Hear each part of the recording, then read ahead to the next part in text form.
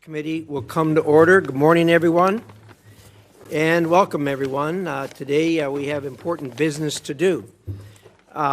Before I start, I will tell everyone, those of you in the audience, we're so glad to have you here. Thanks so much for coming. This is a public hearing. It is also the official business of the United States of America, and as a result of that, the committee has a zero-tolerance policy for interruptions or for attempts by anyone in the room to communicate with somebody up here or the witness. So as a result of that, if you do disrupt, you will be arrested, you'll be banned for a year. However, I'm told that we have some guests today who have completed their ban and are back with us again today. We hope you've had the time to think about your indiscretions and will behave yourself today. If you don't, as a persistent violator, you'll be banned for 3 years this time. So in any event, welcome to everyone, and certainly Secretary Rubio, we're glad to have you here, and welcome back. The new co-pilot I got, Pete, is doing just fine in the seat you used to sit in, and I'm glad to have him. Thank you so much for being here. We were a little afraid we were going to lose you to the Miami Dolphins there for a while, but I guess that went a different direction, so it's certainly our gain. I'd like to start this hearing on the Venezuela situation by recognizing the brave men and women who participated in this operation. The intelligence gathering, planning, and execution were incredible. Only the U.S. could have pulled off this mission, and that's only because of the dedication and professionalism of each and every one of our service members. As we know, much of their work is done in secret. But I do hope these people will receive the accolades that they so rightly deserve. I also want to acknowledge the leadership of President Trump that he has shown, and also you, Secretary Rubio. It's no easy job keeping drugs and narco-terrorists off our streets and keeping Americans safe. Thank you for extraditing Nicolas Maduro and bringing him to account for his many crimes against the American people. Let me reiterate a point that I've made many times on the Senate floor. President Trump's actions against narco-terrorists and his capture of Maduro have made America safer. Every American should be thanking Donald Trump and Marco Rubio for what they have done. There are a lot of Americans today who wouldn't be alive if not for your commitment and dedication to stemming the flow of drugs into our country. The actions in Venezuela were limited in scope, short in duration, and done to protect U.S. interests and citizens. What President Trump has done in Venezuela is the definition of the president's Article II constitutional authorities as commander-in-chief, and wholly consistent with what other presidents' efforts and what they have done and actions they have taken to protect the American people from threats in our own hemisphere.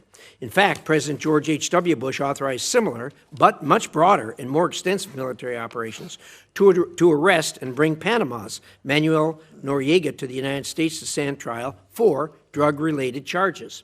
In that case, President Bush deployed more than 9,000 troops into Panama for more than a month. At the time, all leaders of the Senate, including Democrats, praised that move. Unlike in Panama, President Trump authorized a much more limited military action in Venezuela, with only about 200 troops inside the country for a couple of hours and a firefight that lasted less than 27 minutes, with no loss of life on the United States side, but significant casualties on the other side. This military action was incredibly brief, targeted, and successful. When bad guys are in the business of flooding drugs into the United States, drugs that kill our children, hurt our country, violate U.S. laws, and destabilize our hemisphere, then they'll have to be held to answer for those actions, and that's what's being done now. Maduro was not recognized as the legitimate leader of Venezuela by President Trump, or even by President Biden, or by most of the international community. It is a service to the world that this illegitimate leader is no longer in power. Now the United States has a tremendous opportunity before us in Venezuela. Because of the complexity of this operation, there has been some confusion as to how it will be done. I've been impressed by the way you, Secretary Rubio, have explained the plan to me going forward right from the start. It is clear and it's doable. I know you'll lay that out for us here today. Venezuela's natural resources have frequently been used to bolster the economy of our adversaries, especially China. Through President Trump's actions, we have effectively cut off that supply, giving the United States tremendous leverage. After our lengthy engagements in the Middle East in years past, many Americans are rightfully concerned about so-called forever wars. I know this administration is laser-focused on avoiding those experiences. With Nicolas Maduro out of power, the United States has the opportunity to better protect America by bringing stability to Venezuela. The country has a history of democracy, capitalism, and a respect for human rights. It is only during the last two dictatorships that it has lost these attributes. The Venezuelan people are not strangers to these concepts and long to have them reinstated. They have you and the President Trump to thank for giving them another chance. It is all our hope that the Venezuelan people will soon be able to hold free and fair elections for their leaders. To get there, Venezuela may require U.S. and international oversight to ensure these elections are indeed free and fair, unlike their most recent elections. Secretary Rubio, thank you for being here today. I look forward to a productive discussion, and with that, I'd like to hear the distinguished ranking member's views on these matters. Senator Shaheen. Thank you, Mr. Chairman. Welcome back, Secretary Rubio. Thank you for being here. I certainly agree with the chairman in terms of his comments relative to Nicolas Maduro. He was bad for Venezuela, he was bad for the region, and he was bad for the United States. I think the question we have to ask now is, was the raid to arrest him worth the cost? And I also share the chairman's admiration for the military operation that took him out. But the U.S. naval blockade around Venezuela and the raid have already cost American taxpayers hundreds of millions of dollars. Outside estimates are as high as $1 billion. And yet, the Maduro regime is essentially still in power. All the same people are running the country. Maduro's vice president, now the interim president, has taken no steps to diminish Iran, China, or Russia's considerable influence in Venezuela, one of the reasons that has been given for the mission. Her cooperation appears tactical and temporary and not a real shift in Venezuela's alignment. In the process, we've traded one dictator for another. So it's no wonder that so many of my constituents are asking, why is the president spending so much time focused on Venezuela instead of the cost of living and their kitchen table economic concerns? Unfortunately, I think this has been a pattern across the administration, losing sight of what actually advances America's interests and delivers results for the American people. Take the elimination of personnel and departments that were critical to our national security, for example. These are cost-effective tools like Voice of America that help us advance America's interests globally. And Mr. Secretary, as you remember, you strongly supported most of these programs when you were on this side of the dais. The administration says those cuts were about saving money, but the total federal spending last year went up by 4%, not down. We spent more, not less. As a result, our adversaries like China are expanding their influence. And there is broad bipartisan agreement in Congress that China is the central strategic challenge of our time. The president himself has said that as well. But we're cutting foreign aid and diplomacy tools. We're leaving embassies without leadership. We're shutting down counter-disinformation programs. We are driving talent away from the United States while Beijing is actively recruiting it. And I would just like to point out, this is a picture of the globe. These are countries where China has ambassadors in those countries. All of the red, those are China. And places where their diplomats are on the ground, except, of course, for China, which is in blue, and they don't need to put diplomats there. This map, this is where we have diplomats. You can see the red is where we're filled, and look at all of the white, where we do not have ambassadors on the ground.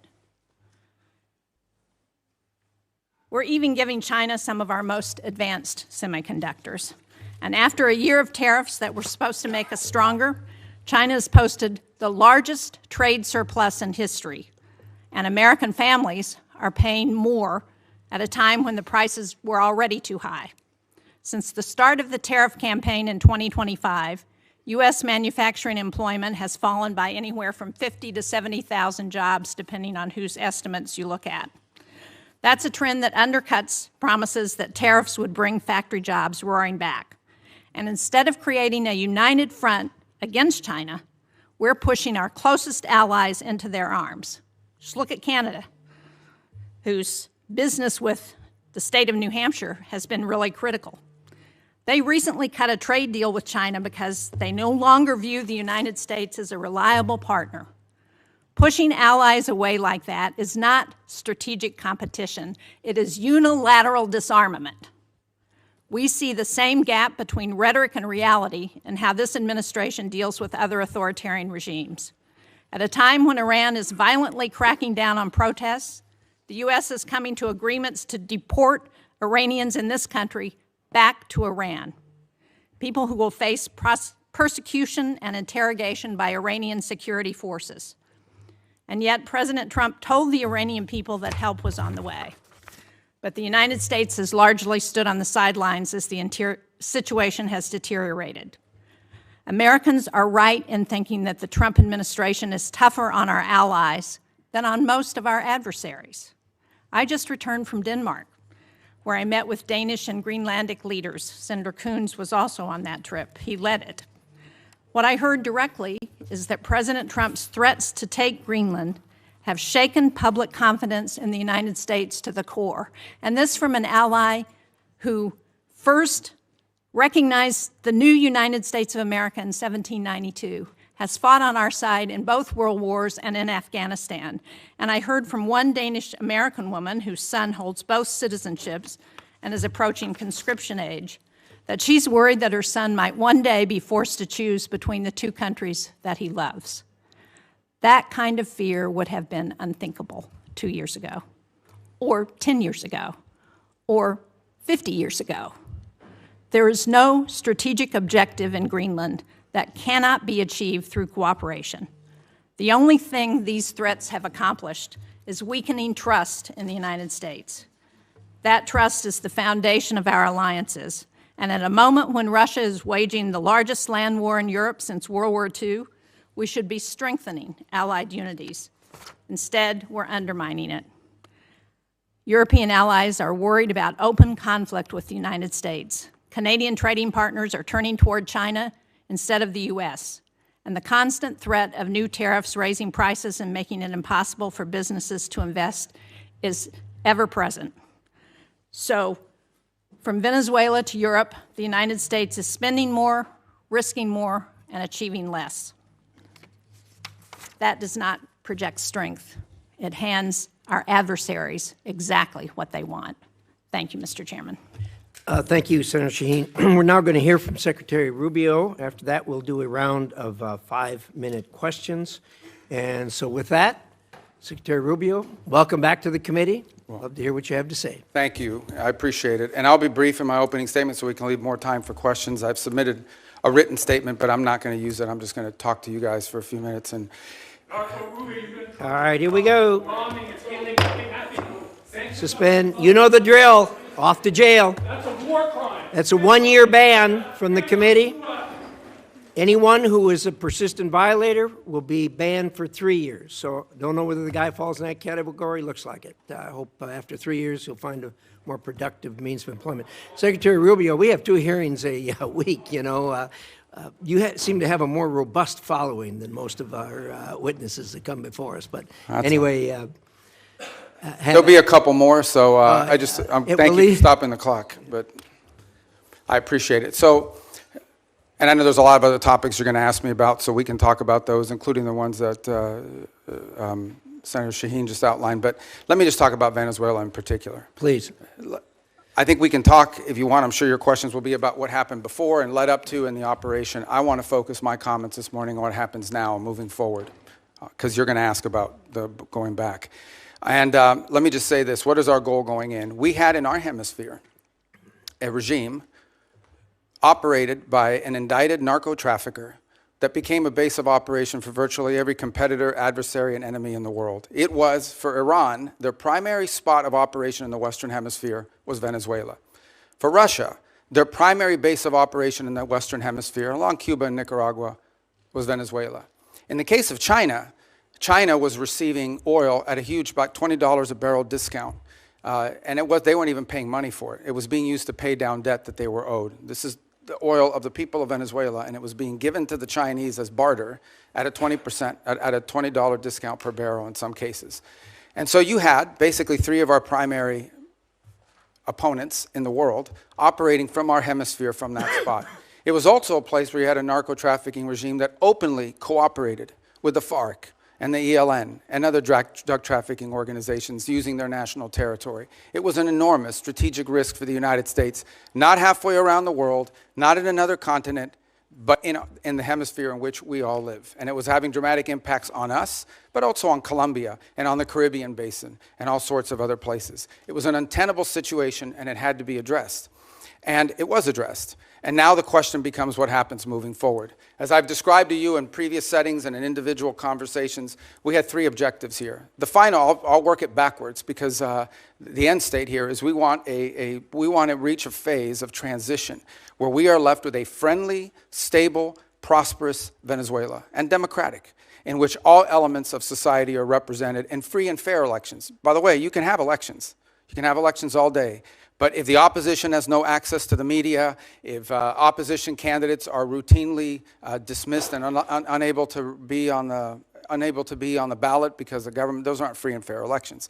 That's the end state that we want. Free, fair, prosperous, and friendly Venezuela.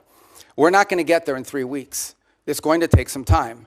And so objective number one was stability. In the aftermath of the removal of Maduro, the concern was what happens in Venezuela. Is there civil war? Do the different factions start going at each other? Are 1 million people crossing the border into Colombia? All of that has been avoided. And one of the primary ways that it has been avoided is the ability to establish direct, honest, respectful, but very direct and honest conversations with the people who today control the elements of that nation, meaning the law enforcement, the government apparatus, et cetera.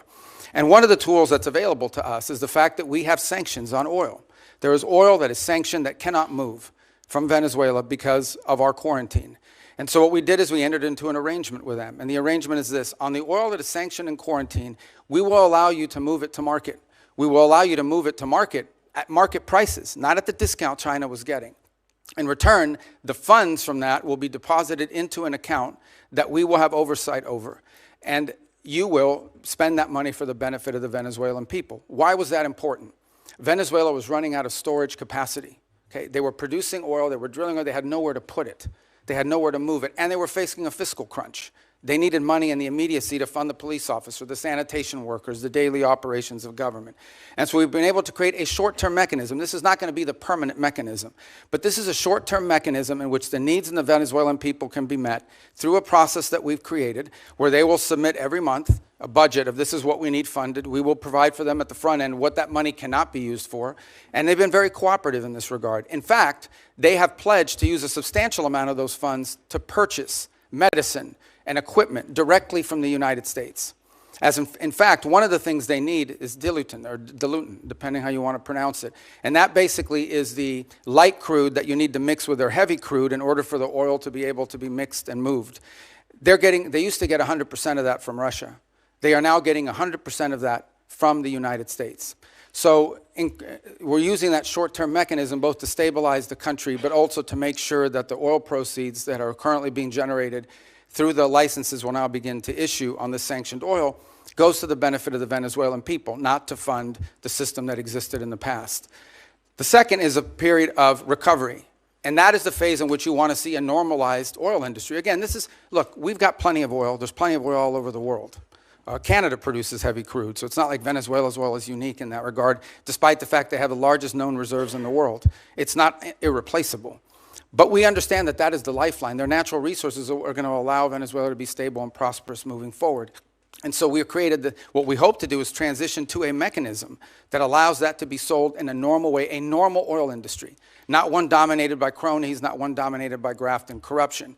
To that end, the authorities there deserve some credit. They have passed a new hydrocarbon law that basically eradicates many of the Chavez-era restrictions on private investment in the oil industry. It probably doesn't go far enough to attract sufficient investment, but it's a big step from where they were 3 weeks ago. So that's a major change. We can address some of the other components, but I'll run out of time. But one of the parts of the transition phase, or the recovery phase, is beginning to create space for different voices inside of Venezuelan politics to have an ability to speak out. Part of that is the release of political prisoners. By some estimates, up to 2,000. They are releasing them. They are releasing them probably slower than I would like them to, but they are releasing them. And in fact, you're starting to see some of the people being released beginning to speak out and participate in political life in the country. We have a long ways to go. Look, we can talk in more detail about all of these things. Suffice it to say, I'm not here to claim to you this is going to be easy or simple. I am saying that in 3.5, almost 4 weeks, we are much further along on this project than we thought we would be, given the complexities of it going into it.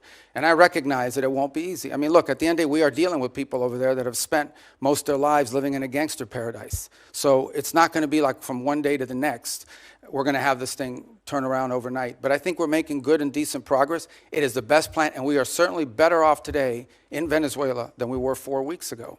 And I think and hope and expect that we'll be better off in 3 months, in 6 months, in 9 months than we would have been had Maduro still been there. So thank you. Well, thank you, Secretary Rubio. We'll now do a round of questions, 5 minutes each.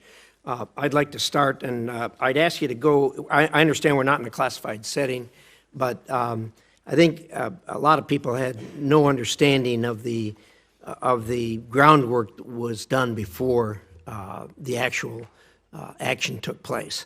I was incredibly impressed with what you told me about how you, the president, negotiated with parties there on the ground, particularly the parties who were going to be in charge after Maduro was removed. And I wonder if you could talk about that for a minute, understanding that we aren't in a classified setting. And I'd like to, if you could, say a few things about it. Well, one of the things I've come to maybe more fully appreciate than I didn't when I was here in the Senate was the number of contingencies that the Department of War plans for all over the world. The overwhelming vast majority of them will never come to fruition. But there's all kinds of contingencies that are planned for. And one contingency that had to be planned for is the fact that sitting in Venezuela with a $50 million reward on his head was an indicted narco-trafficker. In fact, I believe it's the largest reward we've ever issued for anybody. I would remind everybody the Biden administration had a $25 million reward on an indicted narco-trafficker, the same person. And so, multiple administrations from both parties have wanted this man arrested. And one of the options the president had before him was the opportunity, if things didn't work out, to go in and remove this individual because he was wanted in a law enforcement operation. Now, obviously, a law enforcement operation against the de facto head of a regime is not as simple as going after some fugitive hiding in a closet somewhere. It required planning, and it required eliminating anything that was a threat to the forces that were going in to extract. Now, we made multiple attempts to get Maduro to leave voluntarily and to avoid all of this because we understood that he was an impediment to progress. You couldn't make a deal with this guy. Okay? This guy has made multiple deals. He's broken every one of them. As a point of example, he made a deal with the Biden administration, and here was the deal that he made. It was a bad deal. We knew he wouldn't keep it. He made the following deal. Pardon my nephews, his nephews, who were convicted narco-traffickers, convicted already and serving time in jail. Pardon them. Pardon and release Alex Saab, who was his money man, his bag man, primarily in charge of the portfolio with Iran. Release these people. He, in turn, agreed to release some political prisoners, which he did. Many of them were subsequently exiled or rearrested, and that he would hold free and fair elections, which he did not. In fact, he basically disqualified Maria Corina Machado and any other candidate. And Edmundo Gonzalez ends up being the nominee for the opposition party simply because they forgot to ban him. And they forgot to put him on the ban list. And then despite that, he loses an election that everyone around the world recognizes as an illegitimate election. So he's made previous deals. In fact, he's broken so many deals, not even the Vatican has been willing to interact with Maduro in the past because he's broken so many of these deals. He's just simply not a guy you can make a deal with. He had no intent of keeping it. What he wanted to do was tap us along and buy 3 years of time until he could deal with a new administration that he thought may be more favorable, et cetera. He was an impediment to progress. None of the things we're talking about now, not the release of political prisoners, not the transition of the oil industry to a legitimate oil industry, not the erosion of Iranian, Russian, or Chinese influence. None of these things would have been possible as long as Maduro was there. And so this was one option that was available to the president after exhausting every other option to remove this individual from the scene. Again, I'm not here to tell you these are all going to be roses along the way and it's all going to go perfectly. But for the first time in 20 years, we are having serious counter-narcotic talks with Venezuelan authorities about going after narcotics organizations. For the first time in 20 years, we are having serious conversations about eroding and eliminating the Iranian presence, the Chinese influence, the Russian presence as well. In fact, I would tell you that there are many elements there in Venezuela that welcome a return to establishing relations to the United States on multiple fronts. We are at the end talking about a Western country that has a long history of cooperation and work with the United States. At one time, Venezuela, pre-Chavez, was a very strong U.S. ally. And we hope to get back to that point. We're not there. This thing still is in its infancy. But I certainly think a lot of progress has been made in that regard. I was impressed with your description of the fact how careful you were in the operation not to dismantle either institutions or infrastructure, because you wanted to see the Venezuelan people take that over and get back on their feet again. I think that was really a wise decision to make and have it as surgical as it was. The last thing I'd ask about, if you could touch on for just a minute, is I know you spent a considerable period of time negotiating with the people that were going to do day-to-day operations, the Venezuelans who were going to fill the vacuum. How's that going, and how do you feel about where we are there? Well, first of all, let me understand something. I spent 14 years in the U.S. Senate going after these people pretty hard, along with many of you. So, I mean, I understand who they are, and I understand this portfolio from a personal level quite well. So we're very realistic about what we're dealing with here. We also understand that in geopolitics, sometimes that's required.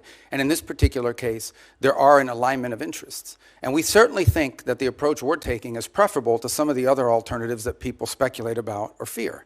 And I would say at this point, I do have to characterize, again, being realistic, clear-eyed, and understanding that there will be impediments and unexpected events along the way. What we have found so far is cooperation, respect, dialogue, and it's not just me. As has been reported in the media, Director Ratcliffe traveled to Caracas and met with leaders there and discussed important items of potential cooperation. I've also discussed, and I think I've alerted some of you, that we have Laura Dogue, who was our ambassador to Nicaragua in the past and to Honduras, will be taking over the Venezuelan Affairs Unit, first in Bogota, but ultimately in Caracas. We've had a team on the ground already there. We already had 70 locally employed that sort of maintain that facility, but we have a team on the ground there assessing it, and we think very quickly we'll be able to open a U.S. diplomatic presence on the ground, which will allow us to have real-time information and interact, by the way, not just with officials in the regime and with the interim authorities, but also interact with members of civil society, the opposition. We think we're going to be much further along when we get them along the way. They've been very cooperative on that front. Obviously, there's some hard asks along the way. We'll see what the response is to those. But whether it's General Kaine with his counterpart, or Director Ratcliffe, or myself with Delcy Rodriguez, we've established what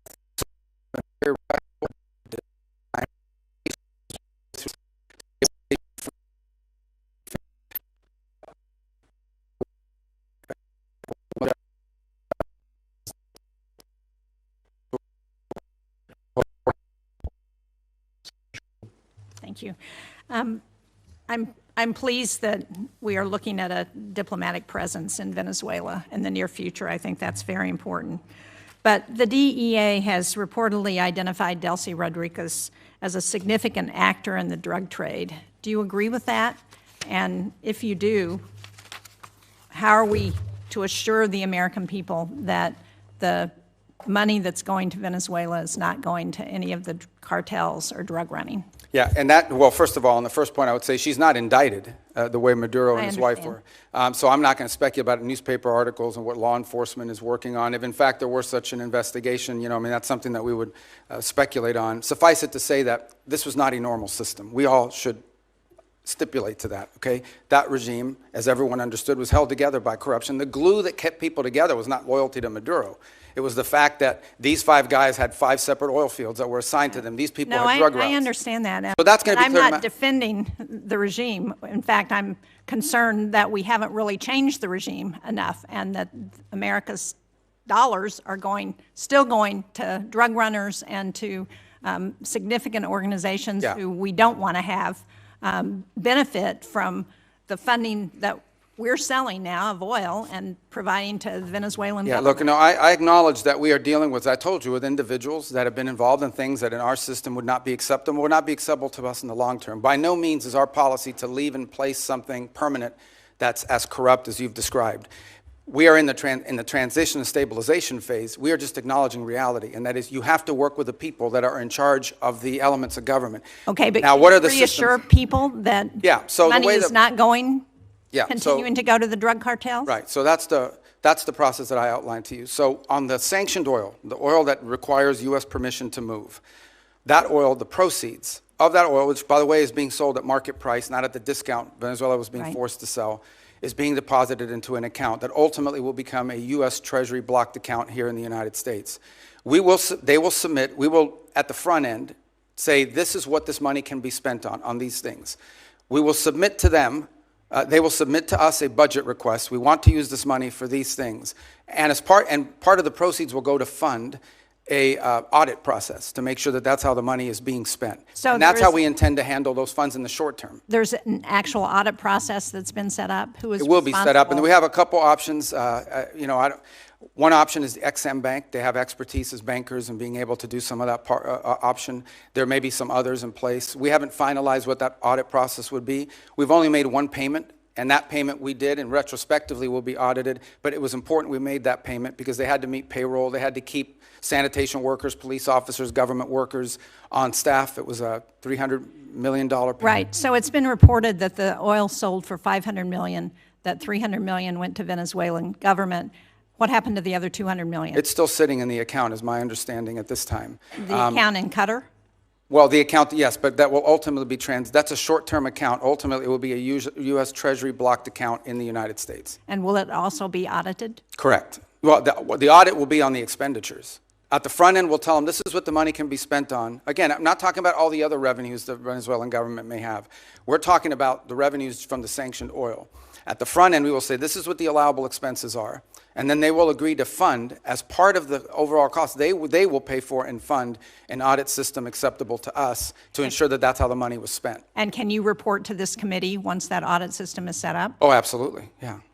I'd like to change the topic in my short time that I have left, because when you were a member of this committee, you authored legislation to prevent President Trump from unilaterally leaving NATO, you and Senator Kaine.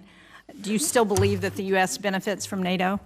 We do. I mean, but NATO needs to be reimagined as well in terms of the obligations. And this is not new to this president. Multiple presidents have complained about it. I agree. think this president just complains about it louder than other presidents. Well, I'm just trying to be get a clear answer on where this administration stands relative to NATO, because it's been a very fuzzy message over the last year.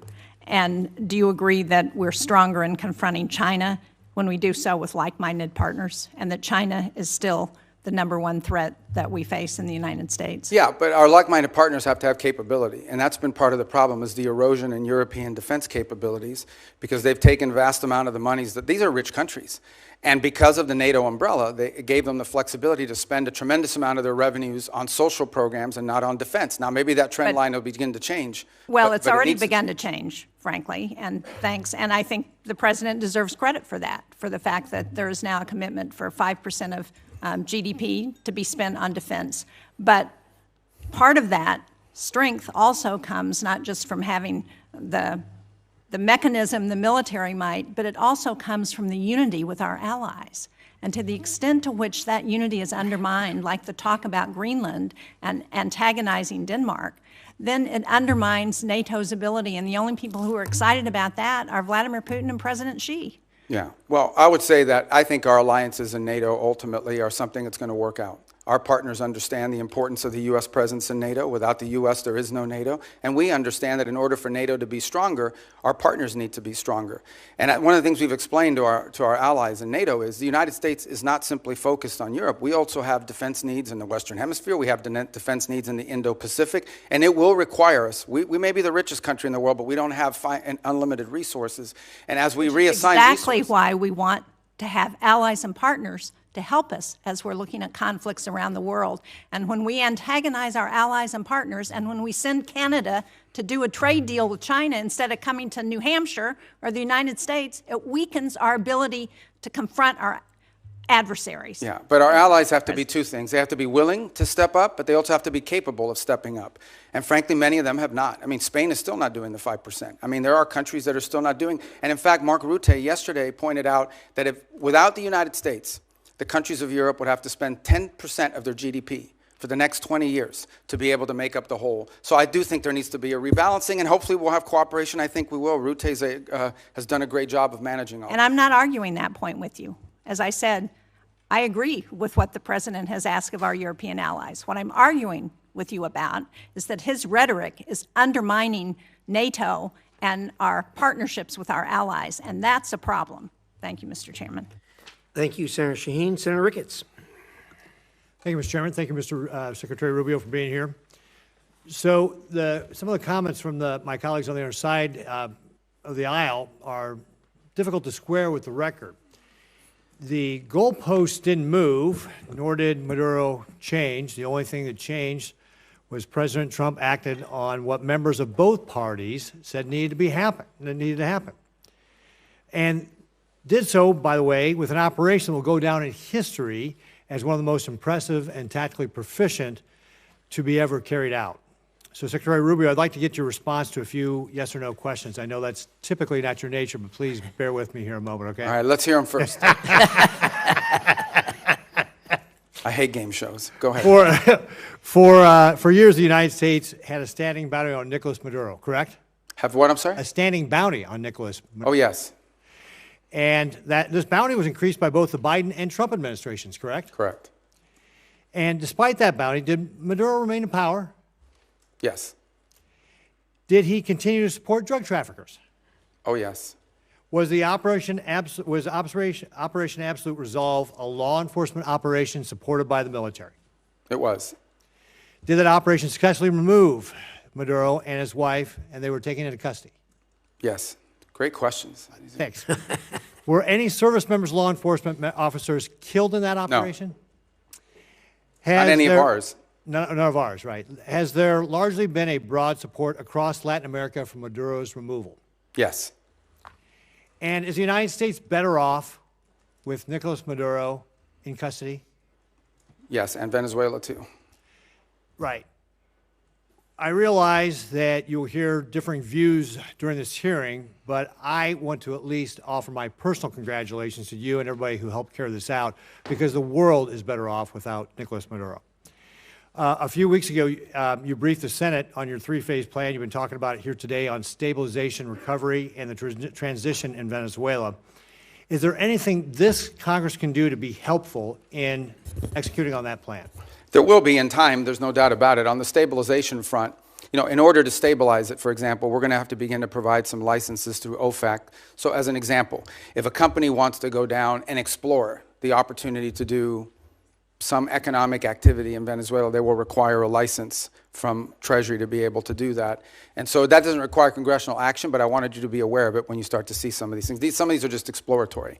The second is, I think in time, look, Venezuela is a very wealthy country. This is not a country that's going to require money from the United States to rebuild, to stabilize, to transition. It really isn't. It has the ability to be, and it has been historically, the wealthiest country in the Western in Latin and South America, in many cases. The problem is that the wealth of the country was being stolen.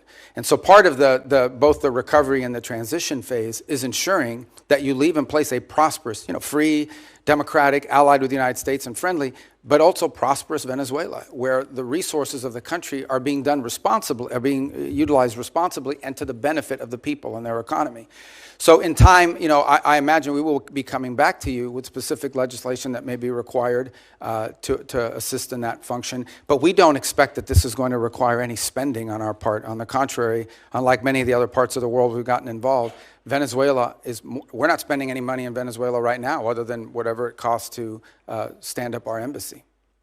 Let me switch gears on you a little bit. One of the common criticisms after Maduro's capture was that this would incentivize communist China to take similar actions in Taiwan. In my opinion, this couldn't be further from the truth. For starters, communist China doesn't care about international law or norms. They've demonstrated that repeatedly. Just ask the Philippines. Nor does it believe in international law, even applies to Taiwan.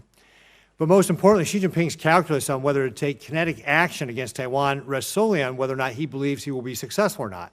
In this sense, the tactical proficiency displayed during Operation Absolute Resolve may have actually given Xi more pause to take than in taking action in Taiwan. Because despite its massive military buildup, the PLA continues to lack the experience so clearly on display that the United States demonstrated in Maduro's capture. And the PLA leaders that do have combat experience, like General Zhang, just got purged, or at least one of them did. So, Secretary Rubio, do you believe that the operation to take Maduro into custody will have any impact on Communist China's actions or intentions toward Taiwan? No. Look, the situation on Taiwan is a Xi legacy project that he's made very clear that that's what he intends to do. And that's going to be irrespective of anything that happens in the world. Your point, though, is well taken, and that is the U.S. in conducting this operation, I think, was certainly startling to China, to Russia, to Iran, to any adversary around the world, because the U.S. is the only country in the world that could have done this operation. Mr. Chairman, if I could just real briefly, I just mentioned General Zhang getting purged here. He was obviously a very important official in China. Can you share with us just your assessment on what that means, that Xi just purged one of these? Well, this is, I think, part of a pattern we've seen over the last few years, which is a purge of leaders in their military. They're spending a lot of money on their military, and obviously some of these guys are stealing that money, and they're trying to address that. So it's an issue internally in their system. They're obviously not sharing with us or talking to us in depth about any of that, but it's certainly something we watch with interest. Great. Thank you, Mr. Chairman. Thank you, Senator Ricketts. Senator Coons. Thank you, Mr. Chairman. Thank you, Secretary Rubio. Good to be with you again. My basic question is, what are we doing here? What is the point? What is the goal of this hearing? How do I know? As you know well, having served on this dais alongside me for 14 years, this is an oversight hearing. And the purpose of oversight is to encourage, if necessary, to compel consultation between the administration and Congress. And I just wanted to raise with you at the outset, of course the Commander-in-Chief has, under Article 2, the power to defend the American people against an imminent threat or an incoming attack. How else could we be kept safe? But our Article 1 power requires consultation. I'll agree with all of my colleagues. Nicolas Maduro is a bad guy. He was indicted. There was a bounty on his head over several administrations. His removal, flawlessly executed by American troops, thankfully none of them hurt, did cost the lives of 75 to 100 Venezuelans and Cubans, was a dangerous and high-risk maneuver. I am glad that it ended as well as it possibly could. But the point here that I want to make first is that it was rehearsed for months. The administration had a number of contingencies it was trying to navigate through. But over the course of months, when the administration was taking strike after strike after strike against drug trafficking boats, in several instances where senior leaders of the administration briefed this committee and others, we were told that military action to remove Maduro was not on the table, that the campaign to try and deter drug trafficking was not going to include the exact military action that followed. Yet it was being rehearsed. If there was time to practice, there was time to consult. And consulting with Congress is not just some high-minded principle, not some abstract thing, not a nice to have. It's a got to have. And look, the chairman opened by saying that this was limited in scope and duration, that it was executed flawlessly, and we should all be happy about the result. That much I agree with.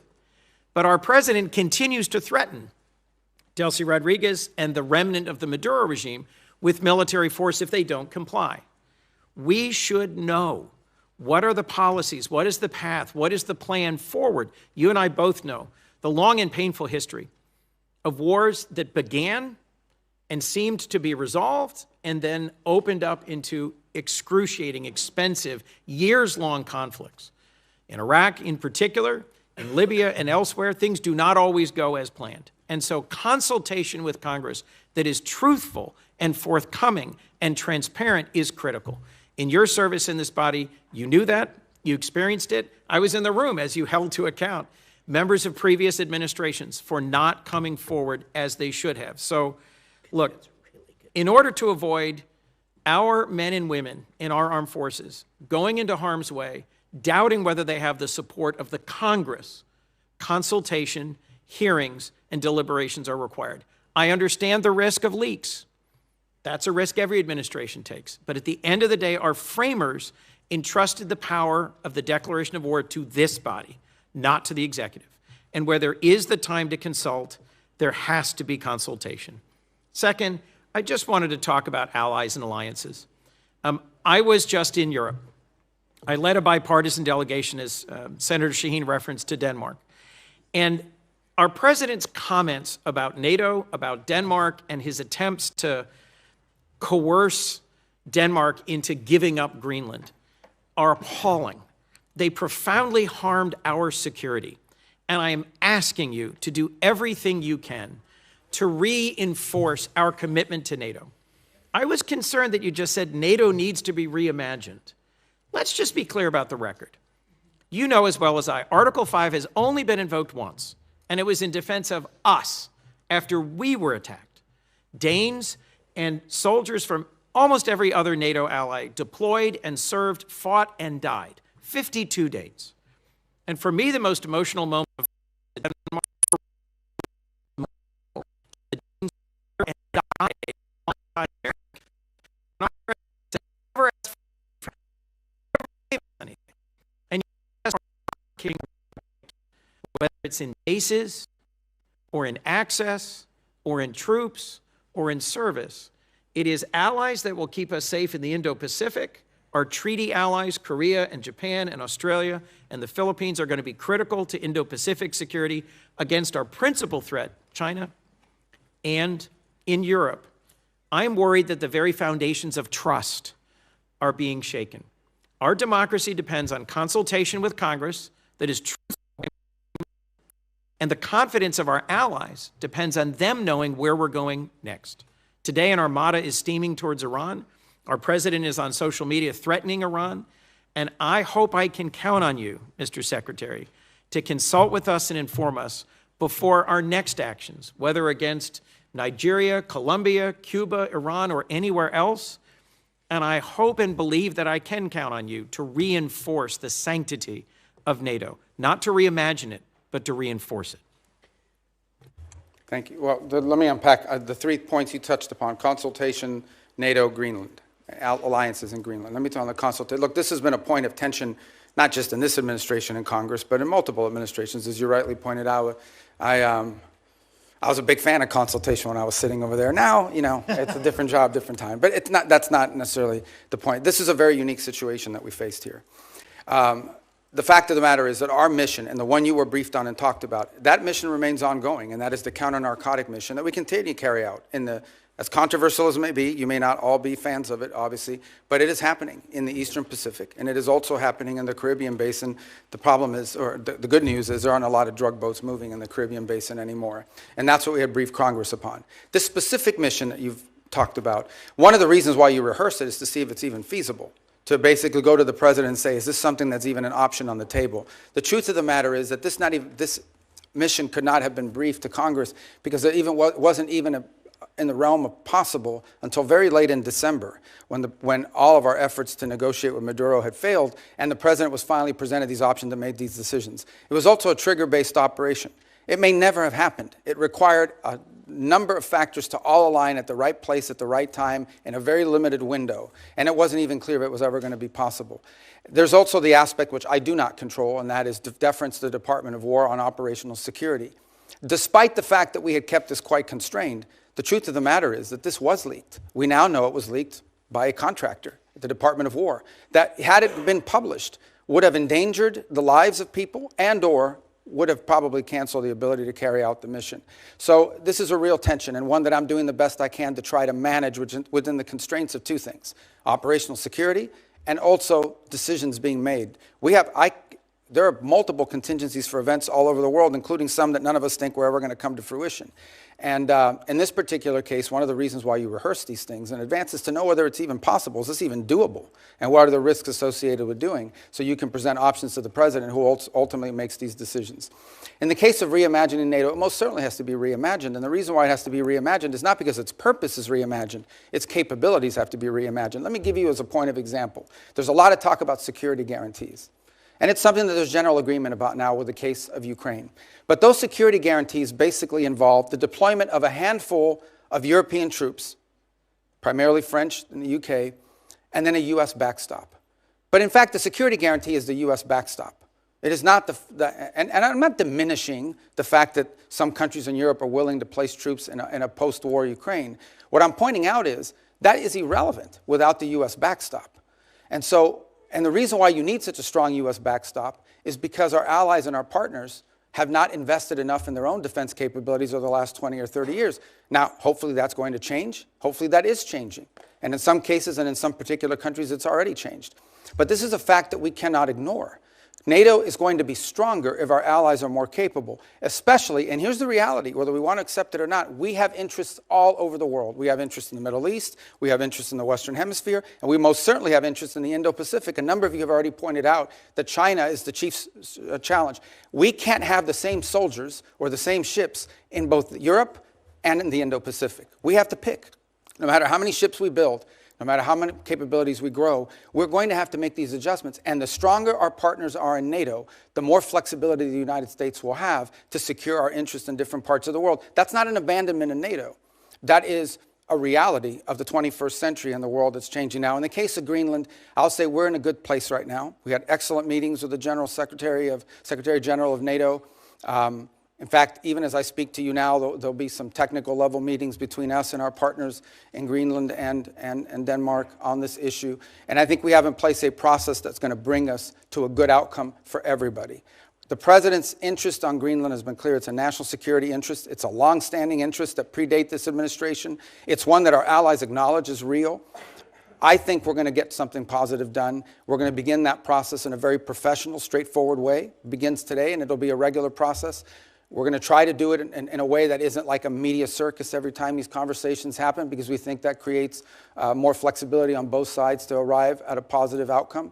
And I think we're going to get there. And I thought it was noteworthy and important that despite your concerns, the President at his speech in Davos made very clear that the United States was not going to use force or military force. It never would have happened 2 or 3 weeks ago. It certainly wouldn't have happened if Maduro was still there. So I think these are signs of progress. Do they still have political prisoners? They do. But many are increasingly being released every single day, and some are actually being released and beginning to speak out again. And we're going to watch very closely how they're treated and how that happens, because that'll be part of how we judge them and their actions. You touched on my second question, which is this long history of very sordid history for outside investors coming into Venezuela. And the President and you had a meeting with our energy leaders in the Oval Office to talk about the opportunity to invest. And there was, worries about the safety of investing. What steps beyond what you just described in terms of the hydrocarbon law, security guarantees for workers, any sorts of certainty that investors are gaining, which is going to allow them to have the confidence to move on the opportunities of Venezuela? Yeah, the first step is some of these investors or potential investors need to get a license from OFAC to be able to even explore this. Then they need to be able to go down there and meet with people and see what's happening and make that determination. Here's what I would say. Venezuela has a lot of oil. They do. But there's a lot of oil in other places too. Companies are only going to invest somewhere if they know we're going to invest, we're going to make our money back with a profit, and our land isn't going to be taken from us. And if you try to, there's a court we can go to and contracts we can enforce. That's the level of certainty that we're talking in terms of security. And that's part of this transition process. That's part of this recovery process, is to normalize their industry. Because if not, they'll just invest the money in Guyana, or they'll just invest the money in some other part of the world that has oil. They're not going to risk it. So it's to their benefit to have set up a normal, transparent process that encourages foreign investment, not just in oil, by the way, and other natural resources, but in other sectors of their economy. It's unlimited, whether it's retail, whether it's banking. A country that's prosperous and generating economic activity holds the promise of all sorts of economic activity. Let me try to squeeze in one more question, if I could, just in my remaining seconds, just very briefly. We've heard such differing accounts, and the President has spoken strongly, you have as well, on the deaths in Iran and the horrible atrocities that are being committed. Can you give us some sense of, we see reports of thousands, tens of thousands. What's the State Department's best estimate of what's happened on the ground? Well, in the thousands for certain. And look, I think regimes, including that one in Iran, have learned that when you start shooting people in the head with snipers, it's effective. It works, and they've done it, and it's horrifying. And that's what we've seen. That regime is probably weaker than it has ever been. And the core problem they face, unlike the protests you saw in the past on some other topics, is that they don't have a way to address the core complaints of the protesters, which is that their economy is in collapse. And the reason why there's economies in collapse is because they spend all their money and all their resources building weapons and sponsoring terrorist groups around the world instead of reinvesting it back into their society. And as a result have taken on massive global sanctions, which has isolated their economy and their country. And so that's what the Iranian people are demanding, is that they stop doing that and start caring about them and get these sanctions off them. And this regime is unwilling to do it. So the core challenge is the protests may have ebbed, but they will spark up again in the future, because this regime, unless they are willing to change and or leave, have no way of addressing the legitimate and consistent complaints of the people of Iran who deserve better. Very good. Thank you. Thank you. Senator Murphy. Thank you very much, Mr. Chairman. Listen, I think the scope of the project that you are undertaking in Venezuela is without precedent. You are taking their oil at gunpoint. You are holding and selling that oil, putting for now the receipts in an offshore Middle Eastern account. You're deciding how and for what purposes that money is going to be used in a country of 30 million people. I think a lot of us believe that that is destined for failure. And I know that you're telling us today just to be patient, but a month later, we have no information on a timetable for a democratic transition. Maduro's people are still in charge. Most of the political prisoners are in jail. And by the way, those that have been let out have a gag order on them from the government. The opposition leader is still in exile.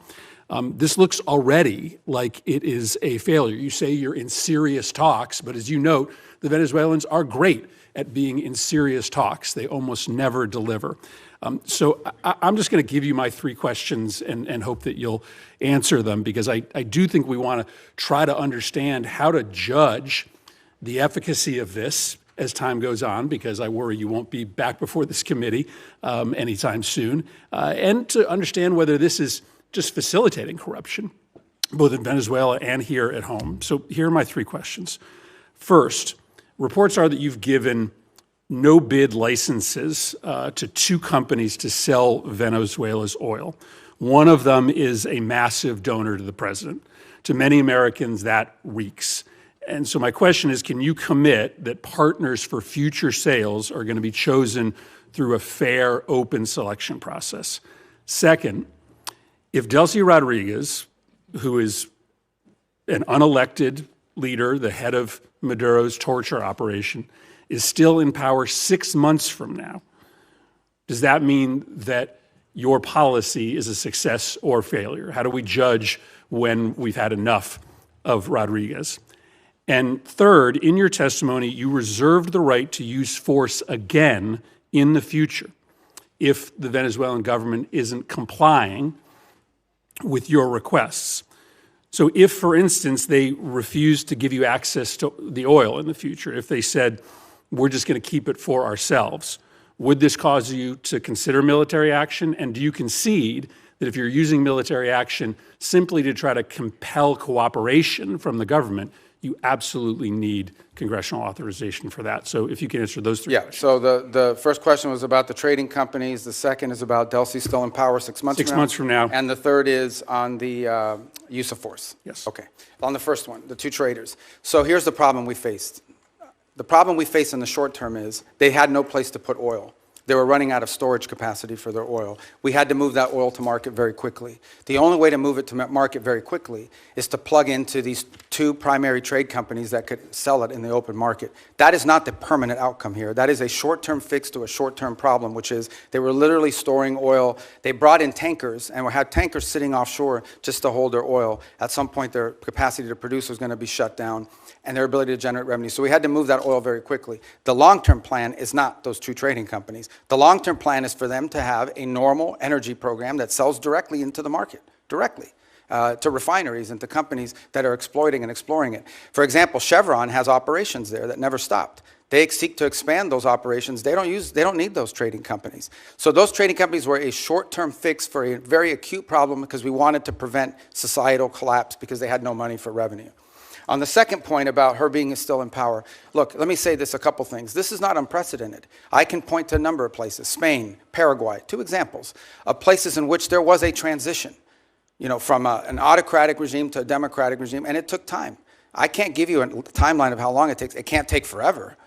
It's not even been 4 weeks Is it since 6 Maduro months, was a reduced. year, two Well, I think we years? need to be, let me put it to you this way, we need to be much further along 6 months from now, even 3 months from now. That may not be satisfactory to you, but I'm saying we have to be much further along 3, 4, 5 months. 3 or 4, 5 months from now cannot look like what today looks like. And I think there's acknowledgement on both sides of that.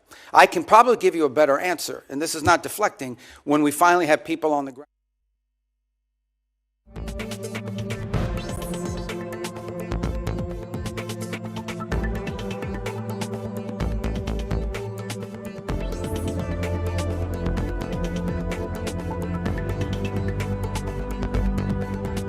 But the fact of the matter is that, yes, we want to see quick progress. As you said, it's unprecedented, okay? All I'm saying to you is, before this was stagnant.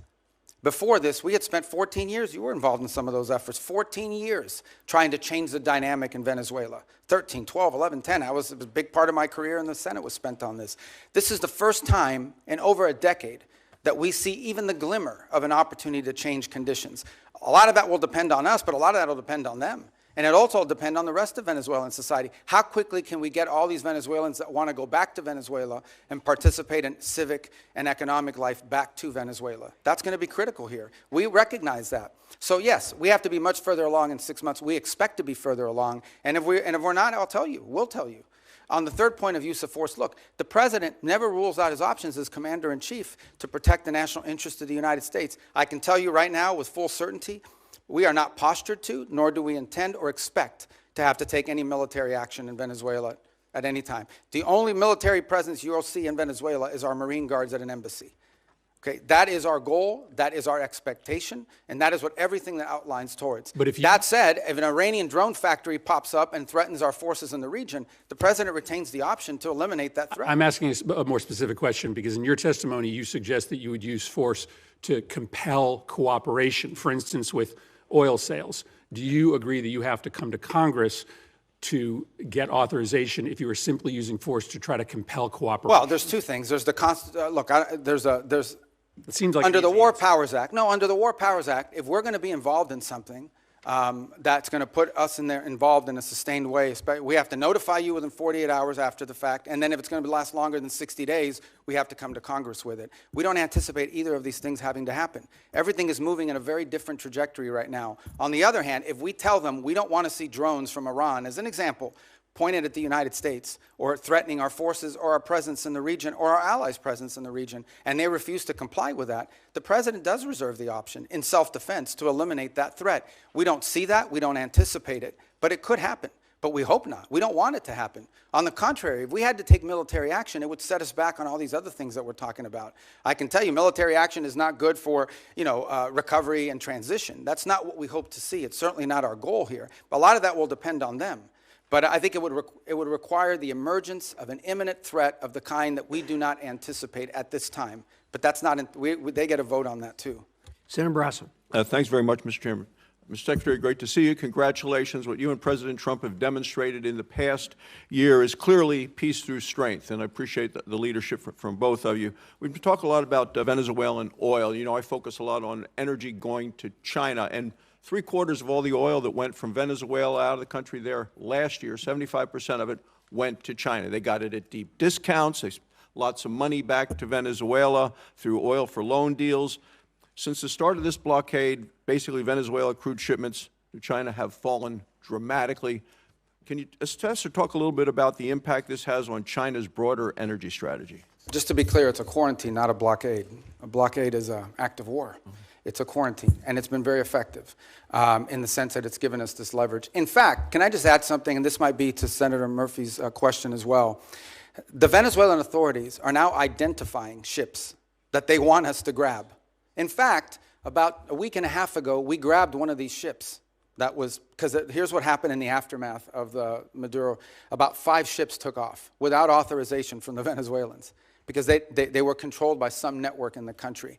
With the cooperation of the interim authorities, we seized one of those ships, we brought it back into Venezuelan waters, handed the ship off to the Venezuelans, who in turn fed it into this mechanism, this short-term mechanism that I described to you was created. So we're seeing cooperation on that front. Now, I think your question more specifically was about China. Yeah, so look, China can buy Venezuelan oil, but they're going to have to buy it like everybody else in the world is going Not to the have to deep buy discounts, it. Yeah, at the normal price. And that money is going to flow back to the benefit of the Venezuelan people in a structured way.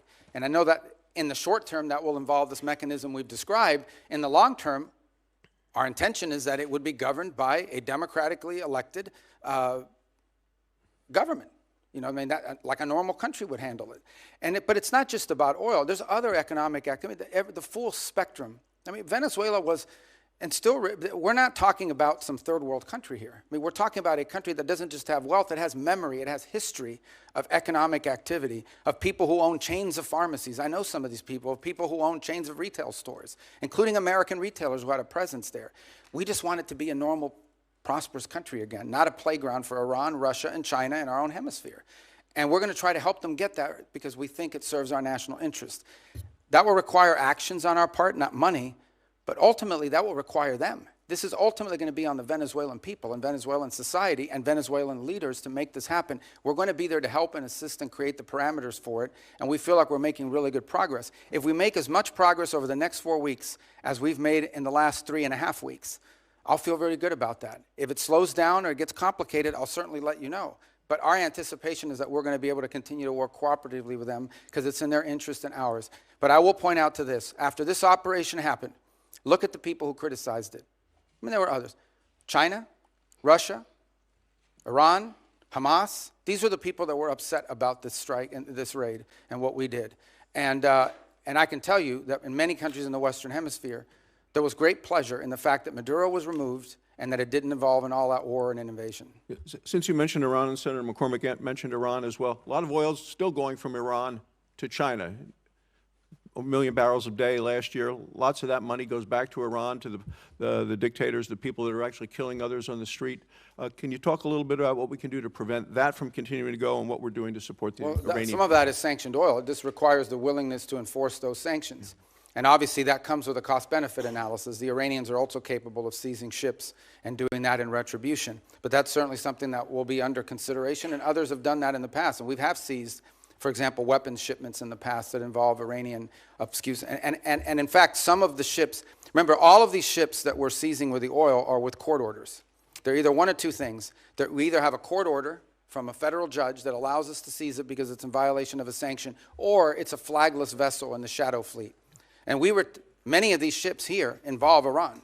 And some of that oil was going to be ultimately transferred to the excess refining capacity that China currently has. Since you mentioned the word shadow fleet, Senator Shaheen and I have legislation on subsea cables. I've asked you about that the last time we were here. The sabotage being done, directly being targeted. I know that Sweden and Finland have both detained Russian ships along those lines. We're going to have a markup on that bill tomorrow. Is that something you continue to support our efforts to go after? It is, and it's featured prominently in the agenda, both at the G7 this year, as it did somewhat last year, but again this year in the G7 will be one of the top items we'll be discussing. And we've also been pushing it as a priority for NATO to consider. The two new things we want NATO to make a priority this year in our conversations are the undersea cable infrastructure and Arctic security, and the third is critical minerals and supply chains, because ultimately you can spend all the money in the world on weapons. If you can't make them because you're missing some chip that requires some mineral that China controls, you're in a lot of trouble. Thank you, Mr. Chairman. Thank you. Senator Kaine. Thank you. We started this operation on September 2nd with the attack on Venezuelans in boats in open waters, and now we are nearly 5 months in. Next week is 5 months. Finally, a public hearing. Wow, how novel.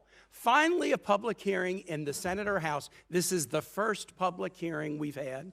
200 folks who are on secret designated combatant lists have been killed. U.S. troops have been injured. Hundreds of millions of dollars have been spent. An armada amassed. The announcement of a new Monroe Doctrine, which does not land well in the Americas. Democrats have been asking over and over again, can we have a public hearing? Can we share what we know with the American public? Finally, a public hearing. But even that hearing is constrained. I'd like to talk about the complete weakness of the legal rationale about the strikes on boats in international waters, but I can't because the administration has only shared it with members in a classified setting. I can't tell you why the domestic rationale is hollow and the international rationale is hollow. I can't tell you why the rationale for attacking Venezuela is hollow, because, again, the rationale has been shared with us in a closed setting. I can't share with you the grim details of the murder of shipwrecked survivors in open waters that we all know because we've seen the videos, and we've questioned the U.S. military officials involved about legality, because the administration will not release that publicly. They released the boat strike videos publicly, but they hid the second strike that killed struggling shipwreck survivors, even from Congress, for nearly 3 months. But I can't really talk to you about it. I can't talk to you about the weakness of the targeting criteria being used to attack boats in the Caribbean and Pacific. I would encourage any colleague, if you have not, go to the classified setting and ask for a briefing on each strike and ask this question: what was the evidence that there were narcotics on that craft? You will be very surprised if you ask that question about every strike. And so even in this first public hearing, 5 months in, there's a lot we can't talk about.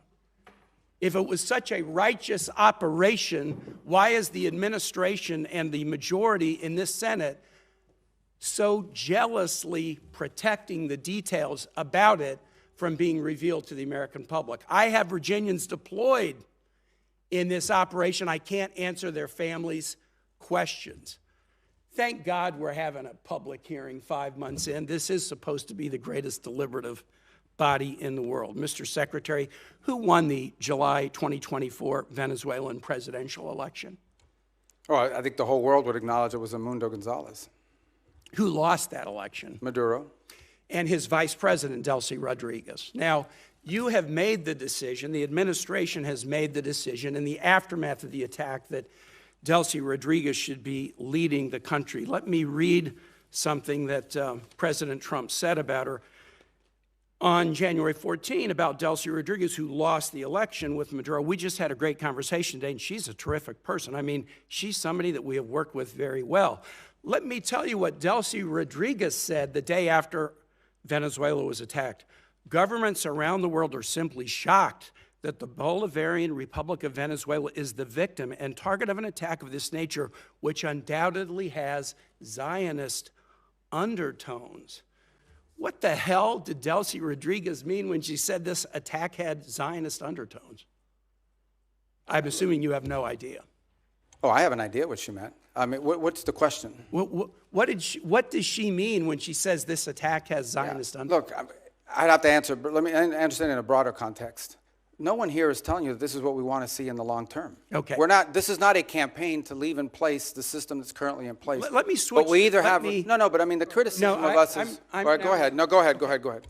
I'm ready to switch now to talk about somebody that you thought know you raised well. an important point. If I can get back to it, I will. You know well and you respect well Maria Corina Machado. Here's what President Trump said about her. Won the Nobel Prize in the aftermath of the attack on Venezuela. I think it would be very tough for her to be the leader. She doesn't have the support within or the respect within the country. She's a very nice woman, but she doesn't have the respect. What did President Trump mean by that? Yeah. First of all, I've known Maria Corina for probably 12 years, 13 years. Have dealt with her probably more than as much as anybody on this committee has for certain. And I'll be meeting with her today, in fact. And we met with her a couple weeks ago. So here's the reality, though, and I think what the president was pointing to. And I think Maria Corina would acknowledge this. I talked to her last week. Well, she's very disappointed in those comments, and so are Venezuelans in my state. Okay, well, she didn't share that with me or with us, but I would say this to you. The president is acknowledging is that today, as it stands, whether we like it or not, the elements of control in that country, the people with the guns, the people that control the guns and the institutions of government there, are in the hands of this regime. So we either, on the one hand, we're getting criticized. Some people are saying we don't want regime change. On the other hand, we're being criticized for not undertaking regime change. Mr. Secretary, what we're trying to trigger here is a process of stabilization, recovery, and transition to something where Maria Corina and others can be a part of. You have respect for her, don't you? Sure. Okay, great. My last question is this. And so does the president, by the way. He met with her. They had a great meeting. And he actually he spoke to her last week in my presence. Here's what he said after that meeting. We're talking to her, and maybe we can get her involved in some way. I'd love to be able to do that. maybe we can do that. We'll set the terms for this Nobel Prize winner having a leadership role. Last question is this. You talked about the speech in Davos. Here's something the president said in Davos. I'm helping NATO until the last few days. When I told them about Iceland, they loved me. They're not here for us on Iceland, that I can tell you. Our stock market took the first dip yesterday because of Iceland, so Iceland has already cost us a lot of money. The president repeatedly mistook Iceland for Greenland, right? We're not mad at Iceland. They haven't cost us any money. The president just mistook the two countries for each other, correct? Yeah, he meant to say Greenland, but I think we're all familiar with presidents that have verbal stumbles. We've had presidents like that before. Some made a lot more than this one. Nice try. Thanks. All right, thank you. I thought he did well. Let's see, we got Senator Paul. Our founders debated extensively over which branch of government should have the power to declare or initiate war. Virtually unanimously, they decided, and what was entered into the Constitution was that the declaration or initiation of war would be the power of Congress. Now, we have many advocates, many of whom are here today, who have been advocates for an expansive notion of presidential power. They often argue that wars are not really wars, that they're kinetic actions or drug busts.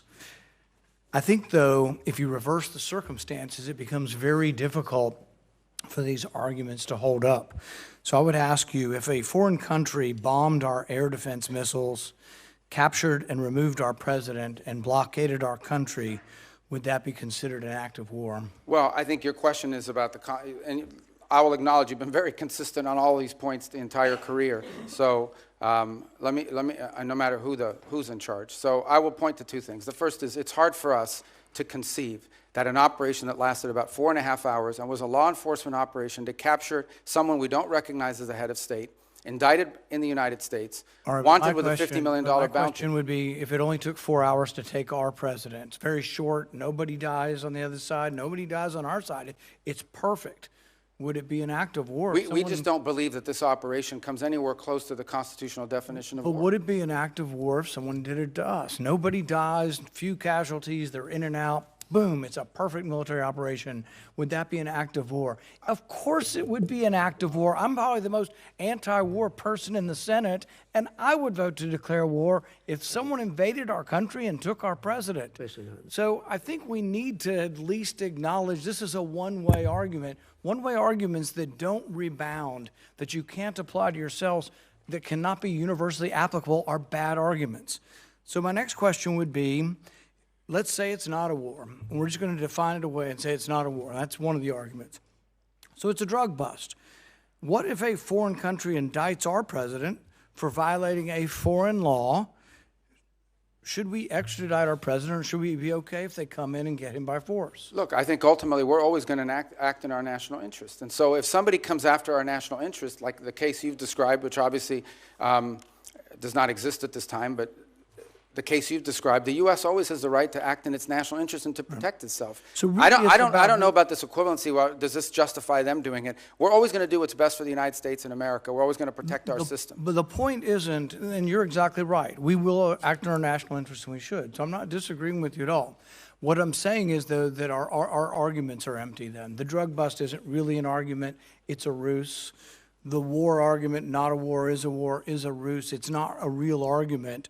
And we do what we do because we have the force, we have the might, we do it because it's in our interest. So we wouldn't let anybody come in, bomb us, blockade us, and take our president. We've had arguments about legitimate, illegitimate presidents, bad elections, rigged elections. So there's all kinds of same arguments that we've had in our country that they've had in Venezuela. But we wouldn't argue for an indictment. And these things aren't idle speculation. I mean, Netanyahu's been indicted by the ICC. And one of the reasons I object to being part of the ICC, and I would say you and the administration probably agree, is we're not going to let any international council indict our president and arrest him somewhere on foreign soil. We're not going to do that. We actually, most of us probably object to indicting Netanyahu in that way as well. So I think the arguments are invalid. So we did get the legal opinion that Senator Kaine referred to, the OLC opinion, Office of Legal Counsel. And I think a lot of it's been released. Plus, they came to our caucus and talked most of the open about everything they had classified. So I will talk about at least one of the arguments. They say this war wasn't a constitutional war, therefore it doesn't rise to the constitutional notion of us declaring or having to initiate the war. It just doesn't rise. And one of their main arguments was not enough people died. And so there is some number that they aren't specific, but there is some number. I would assume, although I'm not positive, but the 50, 60,000 soldiers who died in Vietnam might be enough for them to call that a war. But here's the problem. It isn't the number, it's that it happens in retrospect. See, our founders gave us the power to initiate or declare war. They didn't give us other powers to execute the war. Those are left to the president. But if we have to wait to see how many people are killed, we have to wait, as they describe it, as the scope, nature, and extent. If we have to wait to see the scope, nature, and extent, the war has been going on for some time. It's hard to vote to initiate a war that's been going on. And we can say this war is over, but we're still blockading it, and we may go back in. But there are no clear answers. You know, we put 2,000, we leave 2,000 troops in. Are we going to call that war and initiate it? So the definition of war is very important. And I think we have to acknowledge the problems with our argument. Calling things kinetic action is a disservice to our soldiers. Oh, you weren't really wounded in war. You don't have a Medal of Honor for war. You have a Medal of Honor for a kinetic action. So I think let's call it what it is, and let's vote on these things. But I think we're in violation of both the spirit and the law of the Constitution by bombing a capital, blockading a country, and removing elected officials. And we certainly wouldn't tolerate it, nor would I if someone did it to us. Well, we didn't remove an elected official. We removed someone who was not elected, and it was actually an indicted drug trafficker in the United States. And their system... Our laws, indicted under our laws. Look, Bolsonaro says that Da Silva is not really the president of Brazil. Our president said Biden wasn't really the president. Hillary Clinton said in 2016 Trump wasn't the president. So you have these arguments, and I agree with you. It probably was, and most likely was, most assuredly was a bad election. He wasn't really elected. But at the same time, if that's our predicate, and you don't have to come to us because it's a drug bust, we're just removing somebody, you can see where it leads to, and it leads to chaos. And that's why we have rules like the Constitution, so we don't get so far out there that presidents can do whatever they want. It is this check and balance. And I would argue for 70 years we've been going the wrong way. It isn't just this president, but it's a debate that I think is worth having. Well, thank you, Mr. Chairman, and I want to associate myself with the comments of Tim Kaine. The fact that we're 5 months into this, and this is the first oversight hearing, is really a complete failure of the responsibility of Congress, failure of this committee to demand oversight, but also a reflection of the reluctance of the administration to engage in the proper consultation with Congress. So I hope we can do a lot better going forward, and that we'll see you at least every 6 weeks or so, not every five months. I also feel like the strategy of keeping basically these very weak arguments secret so that they can't be discussed openly for the legal justifications. I've gone down and read them, and there's a reason, obviously you'd be incredibly embarrassed if those were public, so make them public. Let's have an actual transparency here in the United States of America. And let's be clear about what has gone on. We had a dictator we didn't like. We've replaced it with a dictator we think we can manipulate. And if that doesn't work, we'll do something else in order to pry open that economy for oil. And I must say that you did say something I liked. So let me emphasize that. I'm making progress. Yeah. You said no U.S. taxpayer dollars will be used, no spending on our part, to kind of prop up Venezuela. Can you restate your commitment to that?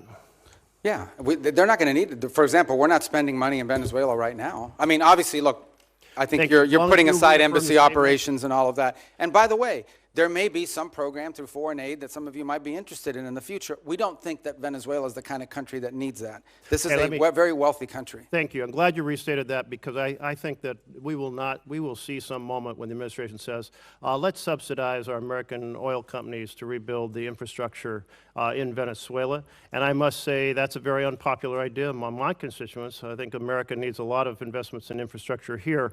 And I think you have a way too rosy sense of the oil economy there. there. Many experts have said, look, without 10-year prospect horizon of stability, without Canada deciding to ship a lot more of its heavy oil from, instead of to the Gulf, doing it to Asia so that we prop up the kind of demand in the Gulf, without keeping Iran off the international stage so that the cost of oil, the value is higher. All of those factors would have to be there for our oil companies to want to invest their own money. So I think they'll be coming to the administration. I think you'll all be trying to find some way to subsidize them, but I'm glad what you said today, that you're not going to do it, and I want to hold the administration accountable to that. Second, on terms of the $500 million fund, $300 million, my understanding, has gone back to the Central Bank of Venezuela, and they have essentially exchanged it for bolivars to key industry players. I don't think we have any transparency on what corporations or entities got that hard currency, and yet you did say there's going to be a lot of transparency. You also said, if I understood right, that those funds are eventually going to be brought back into the structure of U.S. control as part of our, formal structure of funds. And in that sense, the Constitution says no money shall be drawn from the Treasury but in consequence of appropriations made in law. So are you going to make sure that if that money comes back into kind of full U.S. control, not an offshore account the way it is now, that we're going to abide by the Constitution?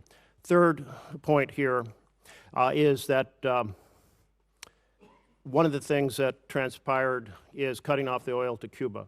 And I know you have a strong interest in making life difficult for the leadership in Cuba. Can you lay out for us what other things you might be planning in that regard and how those fit into an overall plan? Yeah, well, I'll try to do that in a minute. Let me just say on the rosy projections of oil, it's not rosy projection. I mean, it's either going to happen or it's not. In essence, oil, there's no world in which the United States is subsidizing investment in Venezuelan oil. It's very simple. Oil company will go in and say, okay, this is the oil you have. This is how much it's going to cost us investing on the front end to one end make money, pay back our investment plus a profit at the back end, and then depending on the terms of that investment, they'll make a decision about whether it makes sense for that or not. Right now, what you have in Venezuela is a corrupt and broken oil company run by the government that basically takes this money, doesn't reinvest in it at all, and basically sprinkles it to its people to keep the glue that keeps the regime together. We want it to become a normal oil economy. That's what the ultimate goal is here. And in a normal oil economy, companies are going to go in, they're going to look at Venezuelan law, they're going to look at Venezuelan authorities, and they're going to make a determination about whether or not it's worth their investment. And that's the normalization process that we're talking about. That's going to be up to them if they want to have a normal oil economy as opposed to one that is basically used as a way to feed graft in a very inefficient way, but they didn't care about that. If they do it the right way, we think it has great promise and potential over the long term, especially because these investments take a long time. But the U.S. doesn't have to put any money to encourage companies to go in and invest, nor is there any interest in doing so. But a lot of it That's a point I really do appreciate. Yeah, no, I don't want to see. Well, I don't even think American that's even taxpayer been. dollars going in. I don't think that's even been discussed or considered by anybody. Your second point was. I wrote it here, but now. It's the $300 million being I've had to start redistributed using to these. corporations in Venezuela. And The second one was what, I'm sorry? lack of accountability over that. The $300 million Oh, yeah. has already been distributed. On the account. So that's not the permanent structure we want to see. In the long term, we just want them to have a normal industry where the companies are involved in there, they're selling it directly to the market, and we're out of that game. What we're talking about now is the sanctioned oil, the oil that's under our sanction. So we have to monitor how that money moves. So yes, the first $300 million moved for the following reason. We would all agree we didn't want to see systemic collapse. Like one of the things a lot of you told me you were worried about on the short term is this is going to trigger internal chaos in Venezuela. 1 million people are going to storm the border with Colombia. Colombia even stood up troops to their border to prevent it. Brazil was worried about it as well. It's going to lead to fighting in the streets between rival factions and shooting. None of that has happened. And key to that stabilization is ensuring that the government had enough money to meet payroll and meet their basic needs as part of the stabilization. We should not confuse stabilization with transition. This is not what the permanent structure is going to look like. The Treasury's handling the structuring of that account, so I would refer you to them, and I can get you an answer for them as to what the legal framework of that Treasury blocked account is going to look like. That would be very helpful, because what you just mentioned, money to meet payroll, is very different than what we've heard about the money being used to give hard currency to key corporations inside of Venezuela, which would not be meeting payroll. Well, which This is where corporations? complete oversight is required. Well- We'd like to have transparency over how that's made. Yeah, remember, the first 300 million, we're going to have to, on that one, because of the urgency in moving funds to keep the place stable, is going to require us to undertake a retroactive audit of how that money was spent, the first 300 million. But there's probably another 2.5 to 3 billion down the pike at some point, which will have front end through this process I described. I'm not sure if you were here where I described it, and we're still finalizing it. But basically, the way it would look is we would send them a letter saying, on the sanctioned oil proceeds, this is what it could be spent on, and you have to agree to contribute, you have to agree to pay for an auditing system to make sure that that's how it's being spent. That's the process we're trying to create. Again, on Friday will mark the 4-week mark of this all began. I understand, we live in a world where the items move very quickly. This was front page news of 3 weeks ago when we scheduled this hearing, and today other items have captured the attention, but we remain focused on it. So it's only been 3 or 4 weeks, but that's the process we're setting up with Treasury, and obviously as we finalize it, we'll provide that to you.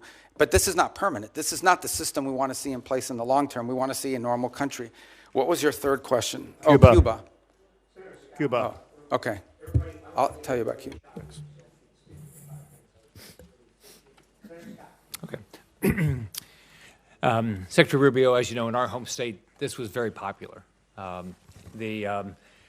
Cubans, Venezuelans, Nicaraguans, basically everybody in Latin America has been fighting. A lot of them are in Miami, as you know, because they've had to leave these countries because of socialism and lack of opportunity. So what the president did, the willingness of the president with your support and with Pete Hegseth's and military was very, very, very well thought of. So the first thing I want to say is on behalf of Floridians, thank you for what you guys did. Now, the next is everybody has these ridiculously high expectations, which we all do. We would love to have a free and fair election tomorrow, where there was you knew that there was no oppression. Everybody wanted to run; they could run. So, how should Venezuelans and Cubans and Nicaraguans look at this, and how patient should they be, and what would be the sort of the milestones you would give them to look at to say we are making progress? Well, first I would remind everybody, let's just go back 6 months, 8 months, a year ago at this time. The Venezuelan challenge for us was frozen. It was a frozen situation. We had a regime that was entrenched. Its opposition was either in hiding or had been forced overseas. Edmundo Gonzalez lives in Spain. Maria Corina is no longer, she's very brave. She stood there as long as she could, but she had to leave. The others are in jail. They were increasing their relationships and outreach with Iran, and currently have existing ones with Russia, Cuba, and China. And other than more sanctions and more speeches and more threats and whatever, it was a frozen situation. Now, for the first time in literally a decade, there is the opportunity that something could change. There's not the guarantee that something will change, but there is the opportunity that something will change. We have changed that dynamic, which goes back to the question that Senator Merkley had about Cuba. What we are looking for is the opportunity for a change in dynamic. That's a country that's been backwards. It has no functional economy. The people, you can call them Marxist, we can call them communist, but not even Lenin would recognize this version of communism and Marxism that they've instilled in Cuba. It's an economic model that hasn't worked anywhere on the planet. The suffering in the rural areas of Cuba are acute and they're deep. And it's not because of the embargo. It's because they don't know how to run an economy. How is it the fault of the U.S. embargo that Cuba, one of the world's largest sugar producers, now imports sugar? Because no sector of their society works. It's frozen and it's broken. But in the case of Venezuela, we have a glimmer of hope now, the opportunity to change the dynamic. Now, what that will require is smart decisions on our part, but ultimately it will require decisions made by Venezuelans, both those currently in charge of the interim authorities and those who may be in charge in the future as well to step forward. It is our sincere belief that the only way you're going to have a free, prosperous Venezuela that's allied with the United States is one in which every sector of their society is represented in their politics. And that includes many people who currently live abroad. And even the opposition, people like to say the opposition is very diverse. There are members of the opposition that were once part of Chavismo and turned against it. There are members of the opposition that have never been Chavistas, like Maria Corina Machado, and have been very forceful against it.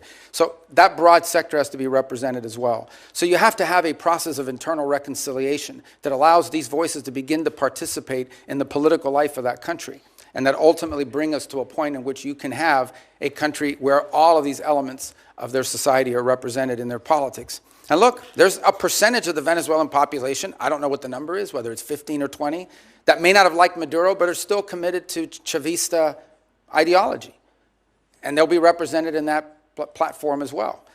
They may not win elections, but they'll be involved in this. That'll be up to the Venezuelan people. But our desire here is to have, what's the end state? We want a Venezuela that has legitimate democratic elections, sometimes elects leaders that are friendly to the United States, sometimes elects leaders that maybe are not, the person we would have wanted to win, but that's not unique for us. That happens all over the world. We're not disputing that Petro is the legitimately elected president of Colombia, and yet he doesn't always say nice things about us. So, but we also want a Venezuela that's prosperous and a Venezuela that's aligned with the United States. And a year ago at this time, this was frozen. Now we have a real opportunity, not just to create change systemically within that country through our help, but their efforts, but also one that is no longer a base of operation, the central base of operation for every geopolitical adversary we have. And that's what Venezuela was under Maduro. And that's what we hope and intend to change. So would you, if you're a Venezuelan that lives in Miami, so what you would say is that you're working hard. There's a lot of variables outside your control, but you'd say right now, political prisoners are being released, never fast enough. The oppression is being reduced, not fast enough. Opposition leaders are speaking up more and more. So we're making progress, and you're going to continue to control the oil to make sure that that we continue down this path. What I would say is that we share the same goal and the same outcome we want for Venezuela. And the question is, we have to do it through a realistic process and it has the highest chance of success. Okay, the way to view it, if you use the medical analogy, is this is a critically ill patient that has suffered some very serious things. They've broken their leg, but they also have a ruptured spleen or something. You've got to deal with the life-threatening first before you deal with a broken leg. And even when you deal with a broken leg, there's going to be a period of rehabilitation. You don't just go from having your leg repaired in a surgery to running on a treadmill the next day. There's going to have to be a process here. But the process has an arrow moving towards accomplishments, achievements, and positive things. What I would say to the people who I know quite well as you do is, for the first time in over a decade and a half, there is the real possibility of transformation. And a lot of it will depend on them, because there are many people living in Florida and across the country who would like to go back and be a part of Venezuelan economic life. Many of them are eager to do so. And they're going to need them. Venezuela is going to need them to come back and rebuild the businesses that were taken or lost and engage themselves in both civic and economic life. But again, I remind everybody, on Friday will mark the 4 weeks since this happened. I get it. We all want like something immediately, but this is not a frozen dinner you put in a microwave and in 2.5 minutes it comes out ready to eat. And these are complex things, and we've seen this play out. I've used the example of Paraguay and Spain. There are others where there's a transition from autocracy to democracy. It's not linear. It's, in some cases, there are ups and downs along the way, but it's trending in the right direction so far, with the recognition that more work needs to be done. Thanks for your hard work. Senator Booker. I just want to start by saying what's plain, frankly, be plain to Senator Rubio and plain to members here, is that it should not have taken this long to have this hearing. Fundamentally, we have a crisis, I believe, in our democracy right now, which is the failure of Congress to do its job, to provide checks and balances, oversight, to provide the kind of constitutionally mandated work that we should be doing to keep a balanced government. We have operations right now that are literally costing the American taxpayer tens of millions of dollars a day. The buildup in the Caribbean alone is hundreds of millions of dollars a month, but we're not providing that kind of oversight that's necessary. So from our power to the purse, to our important work of providing a check and balance to an administration, what we're seeing right now is unacceptable and speaks to what I think is a growing constitutional crisis in our country, which is a Congress that is just lying down for the administration to do whatever it wants, whenever it wants. I want to pick up on my colleague's questioning because I actually know from years of conversations with you, your heart about human rights in countries like Venezuela, Mr. Secretary. And you issued a travel warning, a level 4 travel advisory from your department's website that says, right now in Venezuela, there's a high risk of wrongful detention, torture, terrorism, kidnapping, arbitrary enforcement of laws, crime, and more. And when we hear from the president that he is in charge, that you all are running this government, To that extent, I have a lot of concerns when it comes to the rampant human rights violations that are persisting. Cabello is Maduro's key hardline enforcer. He's continued to intimidate and suppress Venezuelan voices. He remains in control of Venezuela's security services, the colectivos. We're seeing extraordinary examples that the constant oppression of the people is continuing as these folks are remaining in control of the country. So I just want to know, what is the plan to address in a much more aggressive manner these severe human rights violations and to try to stop these armed militias? Because if we are doing things to stabilize their government, if we're turning over resources and money to the very groups that are creating these horrors, that seems to me against America's values, and it seems to me something that should be unacceptable to Congress on both sides. Yeah, well, absolutely. The Venezuela I described that we want to see emerge from this is one in which none of that is happening. If you think about travel advisories are us imagining worst-case scenarios. We have a duty to warn American citizens when they travel to a place that does have a history of Americans being arrested, of Americans being taken. And they may be taken by a deliberate action of a government or entity related to the regime. They may be taken by criminal gangs that control parts of that society. For example, they have these colectivos, as they're called, which basically are these armed motorcycle gangs that are allowed to act with impunity in return for their support for the Maduro regime in the past. You have the ELN and the FARC and other drug trafficking organizations, including Tren de Aragua, that are involved. Again. So these are real risks that we have a duty to warn Americans, because here's what we didn't want to see, and don't mean to interrupt you. We have this announcement that Maduro's been taken. All of a sudden, people conclude, oh, he's gone, let's flood over there, let's all go over there, and we could expose people to dangers. But this is the hypocrisy that I see. At the same time that you're issuing these human rights cautions about what's going on there for Americans, you have a president that's lifting temporary protected status for Venezuelans. Many of them are individuals that have lived in our country for years, if not decades. When I hear from the Venezuelan community, I hear an outrage that at the very same time that you are affirming here that these armed militias are running around suppressing voices, we have an administration that has said very clearly that they're not only going to be lifting temporary protected status for Venezuelans living in the U.S., but instead of protecting longtime American residents, they are, quote, the administration is putting people back on deportation flights and sending them into that madness. Does that make sense to you? Well, first of all, the travel advisories for American citizens traveling there and the threats posed to Americans. What you're describing why lift temporary protected status? Well, the problem with temporary protective status was it was granted to so many people in such a vast numbers so quickly without proper vetting by the previous administration that there's a real concern that there were gang members that had received TPS simply because of the nation they came from and the time in which they came. It became so big and so massive. The overwhelming majority of Venezuelans are not members of Tren de Aragua, but there were Tren de Aragua and other criminal elements embedded in the TPS system. And the numbers were so large that the administration felt it had to cancel the program in order to appropriately vet it through on the individual cases. Excuse me, Mr. Secretary, this might not surprise you. I don't trust this administration and the way they use terms like terrorist. I've seen them calling American citizens domestic terrorists who are people trying to peacefully protest.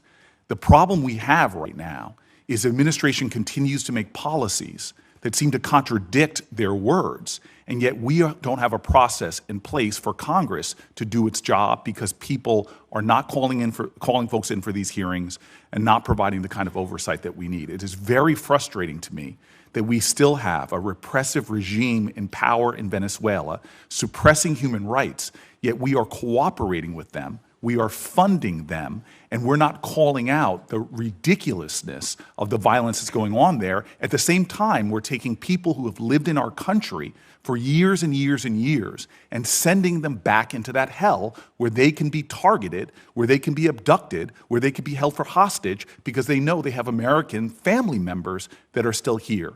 This is a situation ripe for where we are being complicit in continuing human rights violations, and that needs to stop. And I thank you. Just on 2 points. We're not cooperating with them to continue doing what they're doing now. We're cooperating with them to transition away from what's happening now. And as I said, we're not even 4 weeks into this thing. And if it continues to look like this in 6 months, 9 months, a year from now, if progress isn't being made, we'll have very different feelings about it. But what we're cooperating on is not the continuation of what's happening. It's a movement away from all this and transitioning ultimately to something that looks nothing like this. That's the goal. But it's been less than 4 weeks. I mean, we think we've made substantial progress in a very short period of time, but I acknowledge we want to make a lot more progress. This is not the end state that we want. Senator Cornyn. Mr. Secretary, I want to expand a little bit on the question that Senator Barrasso raised about Venezuelan oil. But primarily what I want to do is focus on something that's come to be known as the shadow fleet or ghost fleet of Russian and Iranian oil that's been used, that's subject to sanctions, which has, with the complicity of Venezuela, been used to evade sanctions to help fund the Russian war against Ukraine and help Iran remain the #1 state sponsor of international terrorism and fund its proxies, which have been responsible for so much death and misery in the Middle East. So it strikes me that Venezuela, even though it has a lot of oil, has been more involved in trying to assist its allies, namely Iran and Russia, in circumventing these sanctions to help them fund their nefarious activities, both in the Middle East and in Ukraine. But obviously, they're also a source of additional energy, which is needed by China. Can you help us understand that better? And is the law enforcement operation to arrest Nicolas Maduro and the current status of our engagement with Venezuela helping us deal with that ghost fleet or the evasion of sanctions? Yeah, on the first point, on the second point, absolutely it's helping us deal with it because it's a complex situation to describe. The oil in Venezuela we all think is under the control of one entity, and some of it is, but you literally have a place in which certain individuals, the glue that held the regime together was corruption and graft. Like people said, I'm supportive of this regime, and they didn't, not because they liked Nicolas Maduro, but because Nicolas Maduro set up a system that guaranteed them a profit. Some people were making that profit from drugs. Some of them were making it from stealing money from their food program called CLAP. Some of them were making their money from an oil field that was literally given to them in exchange for buying them their loyalty. Some were making their profits from all three, and other activities. So there's no doubt that his removal has created the conditions to begin to move away from that. That's why we sanction their oil. The ghost fleet exists for the following reason. When something is sanctioned, when we say it is illegal for them to move this oil, none of the traditional legitimate tankers will carry that oil. They won't touch it because they don't want to be sanctioned by the United States. So you have to turn to these pirates. You have to basically turn to these ships that are either falsely flagged, meaning they're flying the flag of Liberia, but they don't really have a Liberian flag, or are stateless in their capacity. And they have to turn to them, and they turn to these vessels. And these vessels are made up with crews from all over the world. We seized one where the majority of the crew members were Ukrainian. We've seized others, the majority of them are Russians, and a mix, and what have you. And so what's happened is a lot of this oil is going, a lot of this shadow fleet oil is going even outside the PDVSA system. And those are the ones that we have now been seizing as well, as the ones that are involved outside the PDVSA system. Our goal is to rope all of this illegal oil into a channel that goes into this account that ultimately goes to the benefit of the Venezuelan people. This is an interim step. This is not the way we want the oil industry to look like in perpetuity. This is simply a way to provide revenue so that there isn't systemic collapse while we work through this recovery and transition phases. So there's no doubt that when Maduro was there, we had no cooperation on any of this. Zero cooperation. But I will tell you this, since the time Maduro was removed, not a single illegal ship has headed towards Venezuela. And the ones that you hear us seizing are all the legacy ones that took off or have been seized in the past. So we have got a really good handle on this as a result of it. And what's really changed is the dynamic that the Venezuelan interim authorities are now actually helping us identify shadow fleet ships that they want us to seize and feed into this new interim mechanism. So let me turn to Iran. Obviously, the president authorized a strike against their Iranian nuclear program, and what I consider to be a magnificent demonstration of American military power. And even though the arrest of Nicolas Maduro was not primarily a military operation, but they provided the support to law enforcement authorities as they executed an arrest warrant against Nicolas Maduro. Likewise, I think most Americans were very proud of how the U.S. Government and particularly the U.S. military have performed. But I know the president's very concerned about what's happening to the demonstrators in Iran. And of course, there's some estimates that as many as 30,000 Iranian demonstrators have been executed by the regime. But I know the president's being presented with a range of options. We notice a lot of movement into the region by our Navy and other authorities. But what happens if the supreme leader is removed in Iran? What happens next? Well, that's an open question. I mean, no one knows who would take over. Obviously, their system is divided between the supreme leader and the IRGC that responds directly to him. And then you've got these, quasi-elected individuals, the ones that wear the suits on television who are part of their political branches, but ultimately have to run everything they do by the supreme leader. So I don't think anyone can give you a simple answer as to what happens next in Iran if the supreme leader and the regime were to fall, other than the hope that there would be some ability to have somebody within their systems that you could work towards a similar transition. I would imagine it would be even far more complex than the one we're describing now, because you're talking about a regime that's in place for a very long time. So that's going to require a lot of careful thinking if that eventuality ever presents itself. On the issue of our presence in the region, here's the baseline I want to set for everybody. The baseline is this. We have 30 to 40,000 American troops stationed across 8 or 9 facilities in that region. All are within the reach, theoretically, not theoretically, in reality, all are within the reach of an array of thousands of Iranian one-way UAVs and Iranian short-term ballistic missiles, short-range ballistic missiles that threaten our troop presence. We have to have enough force and power in the region, just on a baseline, to defend against that possibility. That at some point, as a result of something, the Iranian regime decides to strike at our troop presence in the region. The president always reserves the preemptive defensive option. In essence, if we have indications that, in fact, they're going to attack our troops in the region, to defend our personnel in the region.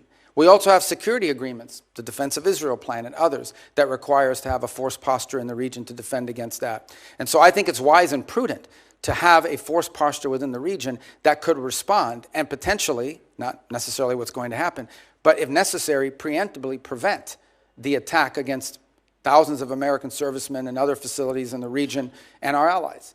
I hope it doesn't come to that, but that's, I think, what you're seeing now, is the ability to posture assets in the region to defend against what could be an Iranian threat against our personnel. They certainly have the capability to do it because they've amassed thousands and thousands of ballistic missiles that they've built. Despite the fact that their economy's collapsing, they keep spending money on that. Thank you. Thank you.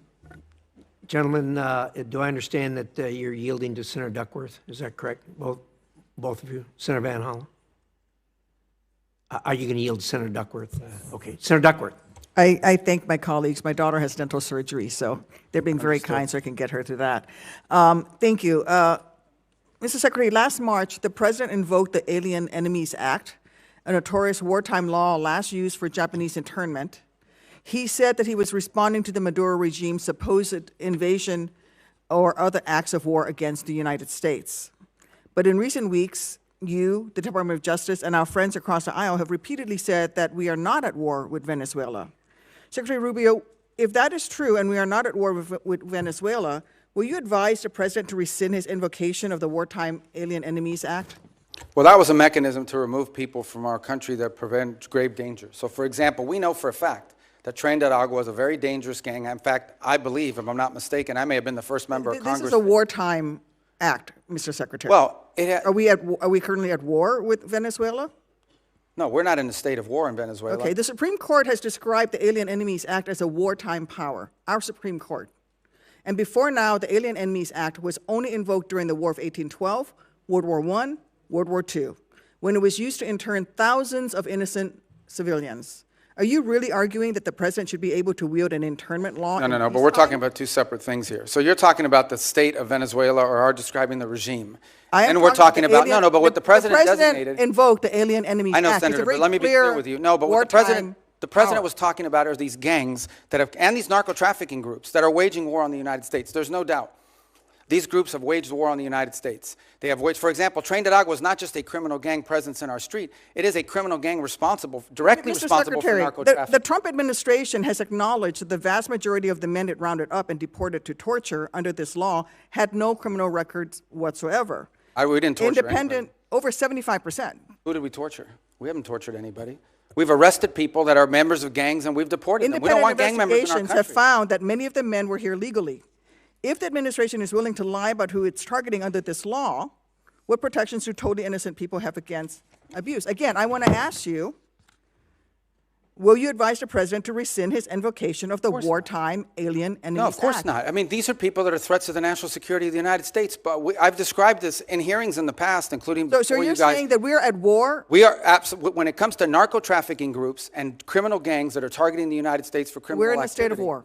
There's no doubt about the fact that we're confronting them in a warlike setting because they're waging war on us. And do the Geneva Convention They're waging war against us, and they're enemy combatants as a result of it. And the fact of the matter is that we are confronting these irregular groups, and that's one of the great challenges of the new century in this hemisphere in particular, is that these non-state actors who possess state-like capabilities in terms of their weaponry pose a grave danger to the United States. I don't think any American would dispute that we have cartels that pose a threat to the national security of the United States. With all of the other laws of when it comes to warfare. I mean, you're saying that he can invoke this wartime power. No, I'm saying, you're asking me, I'm here to discuss foreign policy and what's in the realm of the Department of State. Well, I think your questions are better directed to the Department of Justice. Enemies Act, but I would tell you that, which is a wartime, which is something that but you're asking me a question that can be invoked during wartime. But you're asking only me a been question invoked during the War of 1812, World War I, and World War II. You're it's only been invoked 3 question. times, and this president is invoking it. Okay, you're asking me a question about the domestic application of a law that's best directed to the Department of Justice. It's no, not it a is, complication. because it's you're very asking simple. me something to opine on something that's in the realm of the Department of Justice in terms of its domestic application. I can tell you that the United States is most certainly confronting terrorist and criminal organizations operating in our hemisphere that pose a grave danger to the United States. Anyone who believes that gangs that flood our country with fentanyl or cocaine are not threats to the United States is not living in reality and certainly does not reflect the opinion of most Americans. The president already said that he was ready to put American troops in Venezuela again. So we're at war right now. So if things don't go well with the Chavistas you've empowered, when did the president say he was going to put troops in Venezuela? A military option, putting you. What is your criteria for returning to a military option and putting boots on? Well, I don't recall the president saying he was going to put troops in Venezuela. Where did he say that? I'm asking you, what are your? But that's what you said. I didn't remember the president has already said that he was ready to put American troops in Venezuela. No, I think the president has said that he retains the right as commander-in-chief to protect the United States against any imminent threats. Maybe that involves troops, maybe that involves air power. We hope, but we don't anticipate that being the case in Venezuela. I worry that you are playing fast and loose with our nation's Well, I just gave you testimony here. I just want to conclude by saying. Yeah, but I just gave you testimony of how well things are moving forward, not as fast as everybody would like. Yeah, but you also said that in 6 or 9 months, if things don't go well, you're going to have to do something else. And the president's already said that he's not ruled out the military option. And you've also just said that, yes, we are at war. The president has wartime powers. But every president retains the power to use military to protect. So it's reasonable for me to ask you. And I gave you a very specific example. Every president retains the right to defend the United States against an imminent threat. Yes, if there are just give you an example, Iranian drones deployed in Venezuela that could threaten the United States, we most certainly will address that, even if it's located in Venezuela. But we hope we don't get to that point. We don't expect to get to that point. I don't think that we're not trending in that direction. That's a fact. But that said, on the one hand, America people are worried unhappy that this is we're a president who cooperating with engages Venezuela. in yet On the other hand, another they want us to forever go to war, war with Mr. them. Secretary. What's we that? don't need to be in another forever war, and that is the path that we are going towards. And let me just say, well, how are we going towards a forever war if we're dealing with Delcy Rodriguez every day? Option. You're not going to ask him to rescind his invocation of the Alien Enemies Act. That puts Americans in jeopardy. And let me just say something about the president's recent comments about NATO allies. When I served in Iraq, there were Polish forces there with us. There were British forces there with us. There were Spanish forces there with us. I personally landed in Elzi, España, which came under direct attack by insurgents. Polish troops who worked with the Illinois military, with the Illinois National Guard for 30 years, died in Afghanistan, Mr. Secretary. All the president wants is for NATO to have more capabilities. Our NATO allies have stood beside us. He wants our allies to have more NATO. And we need to maintain the strength of that alliance. I get it. All the president wants is our allies. Your time's up. Not making much progress here. Well, let me just say, the president just wants our allies to have more capabilities to be involved in operations like that, God forbid, in the future if necessary. That's not an unreasonable request. He said request. that they stayed a little behind, and they certainly did not come to our defense. Well, not every country in Europe, not every country in NATO participated in those missions.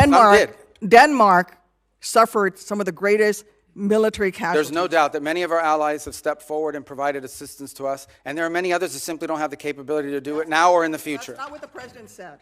So that's what he was pointing to. Thank you, Mr. Chairman. Thank you, Secretary Rubio, for being here. I also want to thank you for reaching out to me the night of the execution of the arrest warrant against Nicolas Maduro. I could tell when we talked that you had been up all night, and it was kind of you to reach out to me and describe what had happened that evening. I've long been a believer in the fact that the United States has been abundantly blessed by geography. God and nature's God have blessed the American continent with two vast oceans, one to our east, one to our west, that have protected us from the old powers of other parts of the world. We should use those to our advantage. At times in our past, we have somewhat neglected the Western Hemisphere in recent decades, and I'm pleased that you and President Trump have been refocusing on the Western Hemisphere. As we look at burden sharing in other parts of the world and pivot some of this focus back to our own hemisphere, tell me what that looks like. Tell me what it looks like to orient some of our burden sharing toward our own hemisphere. Well, I think you're seeing some of it now. Look, our hope is eventually not to have a military presence of the kind you've seen in the Caribbean to deal with this very acute matter. But the truth of the matter is that it was surprising in the first place, right? If these ships and these assets were deployed in the Indo-Pacific or in the Mediterranean or in the Middle East somewhere, no one would blink an eye. They say, well, that's normal. That's what we always do. The fact that they were deployed in the Western Hemisphere was a shock to everybody because we haven't done it. In fact, according to Southcom, they've rarely have ever had assets permanently deployed to them. They may have been transiting through at some point, but not permanently deployed to deal with a very acute matter. And that is, and these are, these things become interrelated here at some point, but they are separate in many ways. And it's part of what I was trying to explain to Senator Duckworth.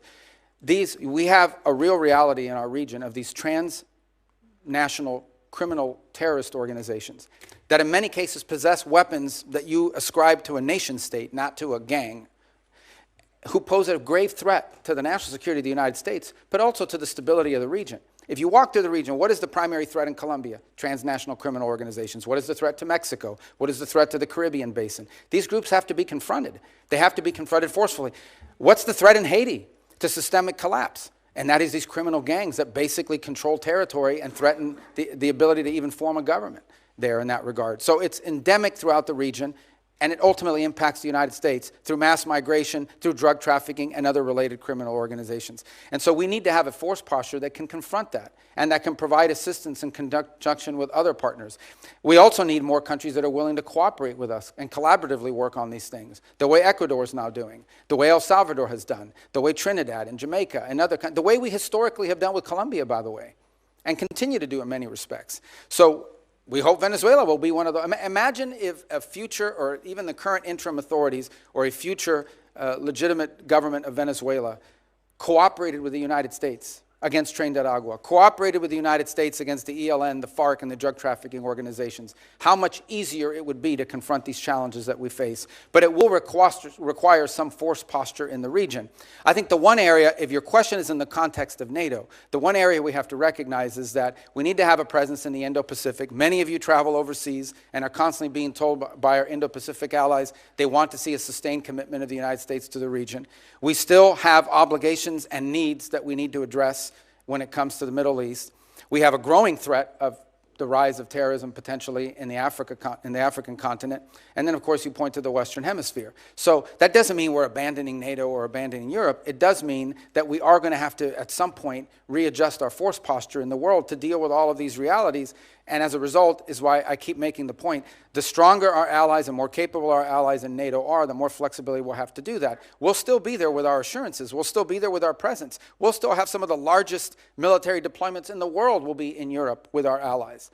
But we are going to need some flexibility to do this over time. And we've told this to our allies, and we told them there'll be no surprises.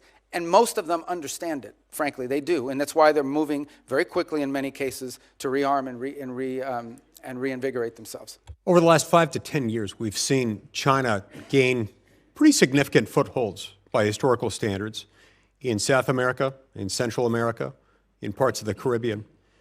Sometimes this occurs simultaneously with and in the same places as drug cartels, places where drug cartels are the strongest.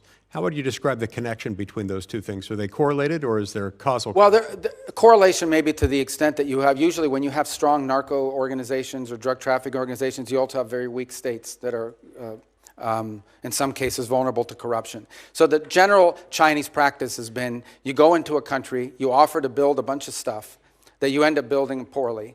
And to get that contract, you do it as a market share thing, not because you can make money off it, but because it puts you in place at the expense of everybody else.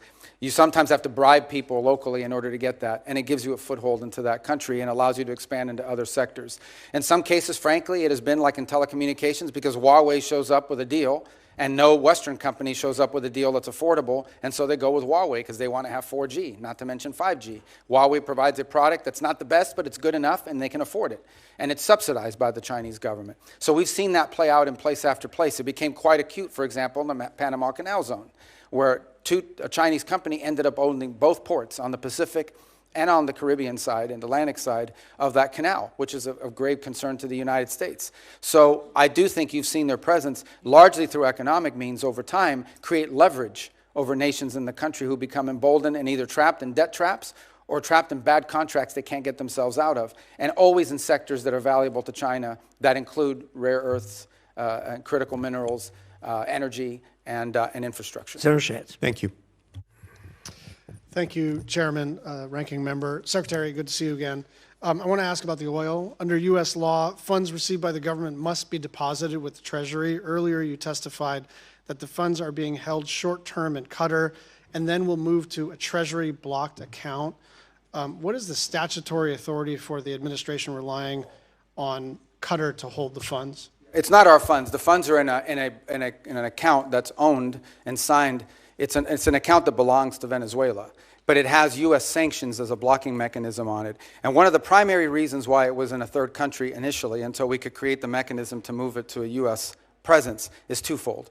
One, we have an issue we're working through on recognition. What is exactly, you have to recognize a government, but we don't recognize this government. We recognize the 2015 National Assembly. So we have to find some creative way legally to meet that standard.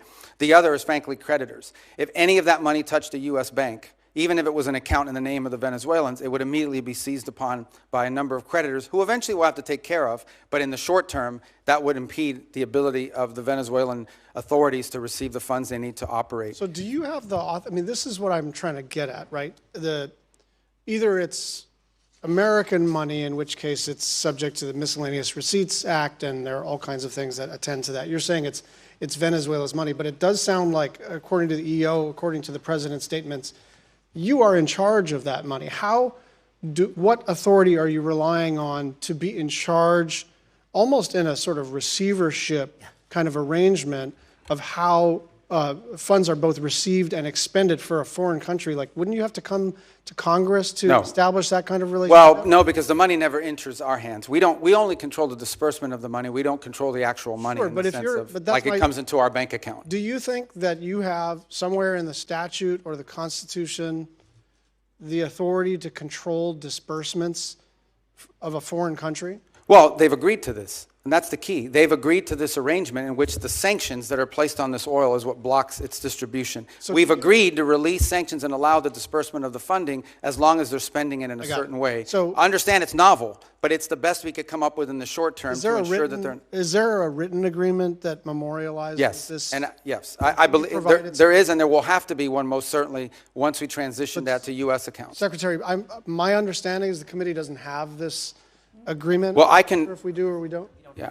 And you probably wouldn't, because it's a Treasury matter. Treasury's handled it, but I can most certainly talk to Treasury about providing you the information. Also, you're the National Security Advisor, so you do have a role here in coordinating between the department. So it's not just like you can punt this to Treasury. Yeah, I just didn't bring the document with me. I got it. Okay. I just want you to land it and get it to the committee, because, look, you're being transparent. I think this is novel. I think it's funky. I think it may not even be permissible. But I don't know until I see the document, and I'd like you to just land it for us, if that's all right. Yeah, no, like I said, and by the way, by the time I get it to you, hopefully we won't even have that account anymore. It'll be in a bit more traditional, where we can use our sanctions as leverage on how the money's being spent. I'm just going to move on to a couple of other issues. Your comments that Havana should be concerned about the Maduro operation, is fueling speculation that this administration will turn its sights to Cuba next. Will you make a public commitment today to rule out U.S. regime change in Cuba? Regime change? Yes. Oh, no, I think we would love to see the regime there change. We would like to, that doesn't mean that we're going to make it change, but we would love to see it change. There's no doubt about the fact that it would be of great benefit to the United States if Cuba was no longer governed by an autocratic regime. But you know what we mean by regime change. We don't mean, I wish someone else were in charge. When we talk about regime change, we're talking about using the power of the United States, usually kinetic power, but often other kinds of coercion. And I'm not even saying that that's always not in our interest. I'm just saying, I'm not asking you whether we would prefer a different kind of government. I'm asking whether you are trying to precipitate the fall of the current regime. Yeah, but that's statutory. The Helms-Burton Act, the U.S. embargo on Cuba is codified. It was codified in law, and it requires regime change in order for us to lift the embargo. Okay. We have not received any information on the Board of Peace. Do you commit to informing us about what the heck this is? Yeah, it's a Board of Peace. Thank you. Well, I mean, I'll just note that Albania, Armenia, Azerbaijan, Bahrain, Belarus, Bulgaria, Cambodia, Egypt, Hungary, Indonesia, Israel, Jordan, Kazakhstan, Kosovo, Morocco, Mongolia, Pakistan, Paraguay, Qatar, Saudi Arabia, Turkey, UAE, Uzbekistan, and Vietnam. There are a lot of countries with whom we normally work very closely and with whom we are aligned geopolitically and in terms of values that are not on the Board of Peace. And so I think it's reasonable for us to wonder whether something in terms of a, I don't know, competitive structure to sort of either undermine the UN or circumvent the UN. I just worry that a lot of our friends are not on that list, and some of our adversaries are. So to 2 points. The impediment that they have is, first of all, it was chartered by the UN. I mean, the UN, it's a UN resolution that actually created the mechanism by which the board was set up. And the primary and sole focus of that board right now is to administer phase 2 and phase 3 of the plan in Gaza. Okay. And we welcome, all these countries have been invited. Some in Europe have chosen not to join it, either because they have constitutional they require constitutional approval of their parliament in order to join, depending on some leaders. Like, for example, I'm thinking there are a couple countries in Europe that could not join until they got permission from their vote. In other cases, because they are concerned about what you just pointed out, they argue and they want to know, is this a replacement for the UN? This is not a replacement for the UN, but the UN has served very little purpose in the case of Gaza, other than the food assistance. Can I just and move so we on think it's critical to have something that's in charge of that. One final 10-second question. We are hopefully about to enact appropriations law either this Friday or soon after that. And I just want your commitment to work with my team and anyone else who has jurisdiction on the implementation of the SFOPS bill. Yes, of course, and we're very happy you're about to pass it. Even if you pass none of the other budgets, you should pass that one. Thank you, I agree. You could have gone a little further than that, Secretary. Senator Curtis. Thank you, Mr. Chairman. Thanks, Mr. Secretary. Thank you for your service. You and I overlapped in the Senate by only a couple of days, and as a result, I've only had the luxury. Those were my 2 best days in the Senate. As a result, I've only had the luxury of watching you from a distance, but I will tell you unequivocally, I'm grateful for your role. I believe unequivocally that you and President Trump have made the world a safer place. I push back on the false narrative that we're not respected. I think we're respected far more than we were around the world, and so I'm grateful for that. I don't know how you get around the world the way that you do. You must have some type of superpower, and I'm grateful for the time you've spent with us this morning. Now, all of that said, I do have a basic concern that I'd like to raise with you. I now chair the Western Hemisphere, which you previously chaired, the subcommittee.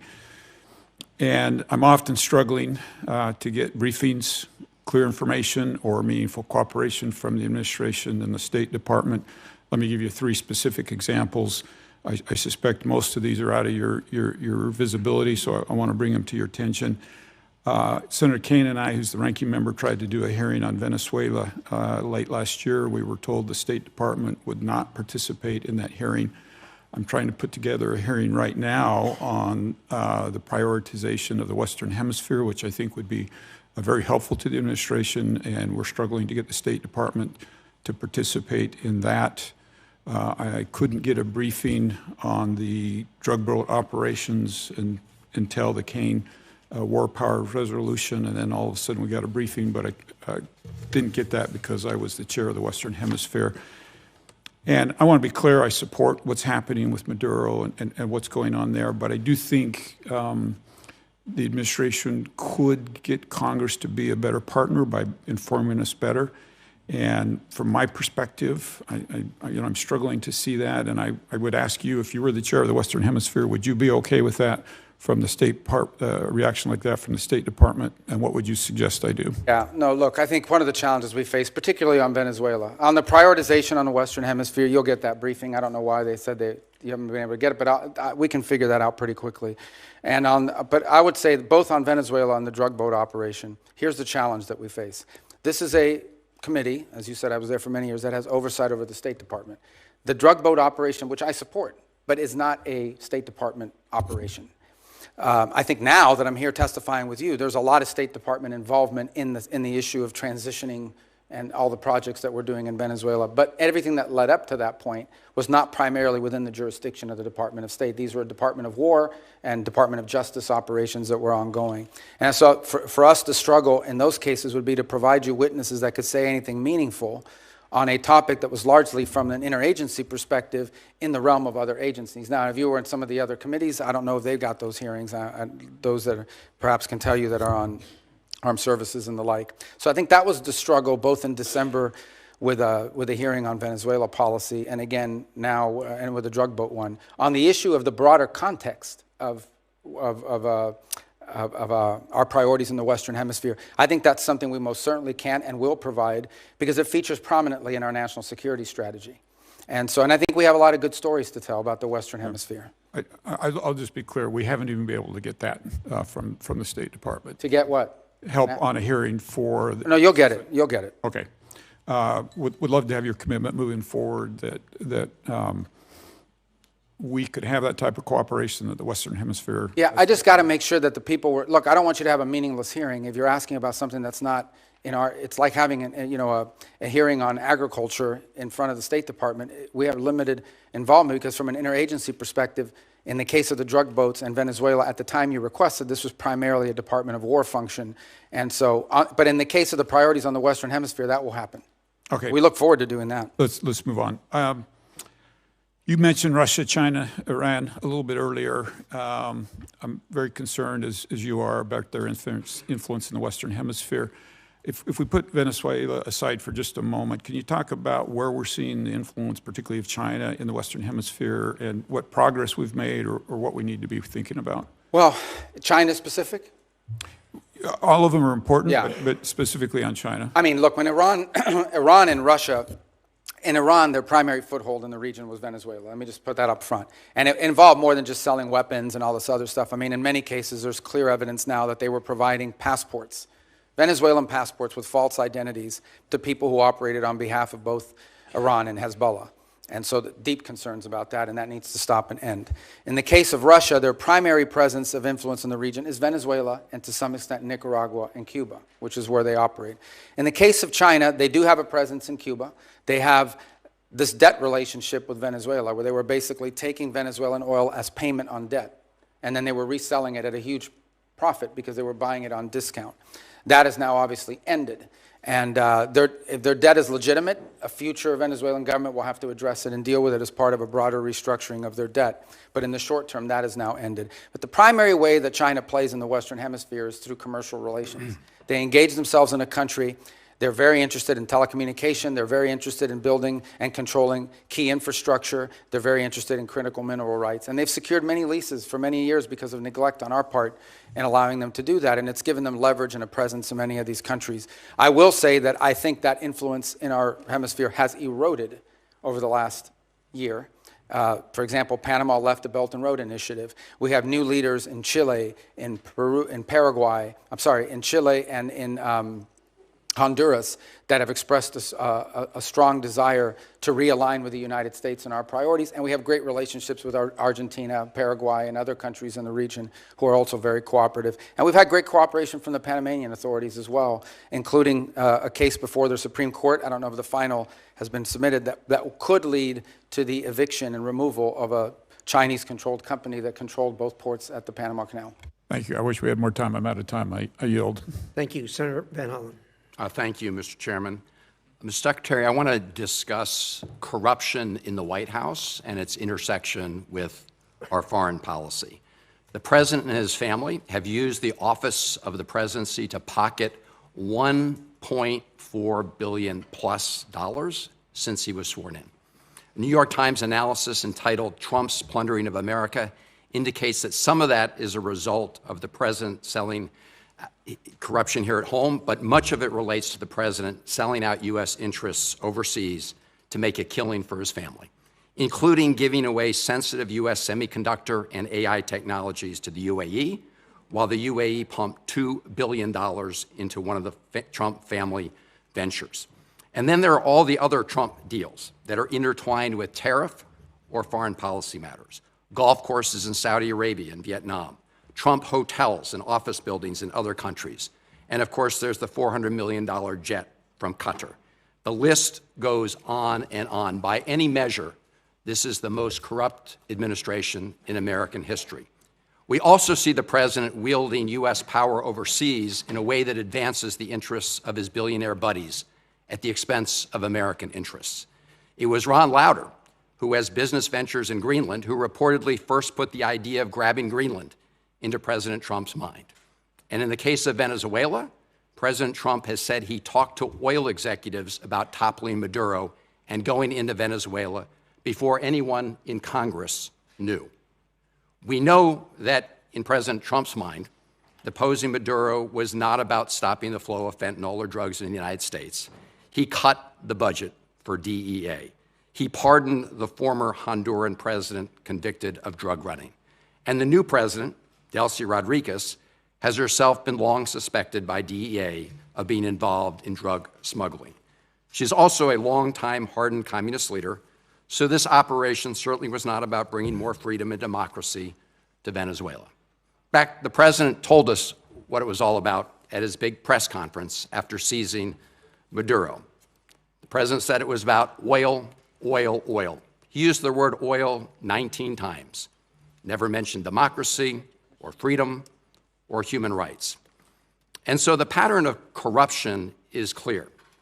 Now, President Trump has said publicly that he had communications with folks from the oil industry about going into Venezuela before anyone here in Congress was notified. Mr. Secretary, simple yes or no question. Were you with President Trump during any of those conversations he had with people with oil interests in Venezuela about the possibility of deposing Maduro? That's not a simple yes or no question, but I can answer it quickly, and that is the president always elicits opinions from all sorts of people, including, for example, Chevron has an active license in Venezuela. They operate in Venezuela. They've been doing so even when the sanctions were in place. So of course you would ask Chevron, what is your opinion of Delcy Rodriguez? What are your opinion of their economy and of their prospect? But the notion that somehow the president authorized this challenge at the urging of oil executives is absurd. That never happened. Mr. Secretary, I'm asking whether you were with the president. That never happened. I couldn't be with him because it never happened. The oil executives were not involved whatsoever in any of the planning on this matter. None. Did the president, as he said publicly, inform them about the U.S. operations? I think all of those executives learned about this operation the same time everybody else did. Well, President Trump has said the opposite in public. No. Yes, he has. I mean, he said it. I think it was aboard Air Force One on an airplane. It's on public record. You can take a look. Look, Paul Singer, who you know, gave $8 million toward Trump's 2024 campaign. Conveniently, through his hedge fund, he's acquired Citgo out of bankruptcy, which is suddenly very, very valuable. Did you or President Trump have any communications with Paul Singer about Venezuelan oil in the months leading up to the military action in Venezuela? I can tell you I did not, and I would be very surprised what the president did in that regard. And in fact, that Singer position that you've outlined, which is not just him but other creditors, was actually, was blocked. We don't want to see. It's one of the reasons why we had to do this account in a third country in the interim, is because we don't want it to be something that's picked apart by creditors. I appreciate that, and we'll monitor it carefully. There's also Vitol. They've been given a license for Venezuelan oil worth about $250 million. Vitol's senior partner, John Addison, gave $6 million to the Trump-aligned PACs in the last cycle. And the list goes on, Mr. Secretary. And I have to say that when you have the President of the United States himself, after taking Maduro, get up and say this was about oil, oil, oil, it does make all of us ask the question whether he put men and women in the U.S. military at risk simply so he could grab that oil. Well, that oil, yeah, and I don't know if you were here. I think you were here the whole hearing. I don't think you had left. Number one, the only reason why we use Trafi and Vitol is simply because in the short term, we had to move 50 million barrels of oil that were stuck. And Venezuela needed to turn that into cash so that they wouldn't have systemic collapse. And the fastest way to do it in the short term is for the traders to do it, because that's in the business that they're in. That is not the permanent structure.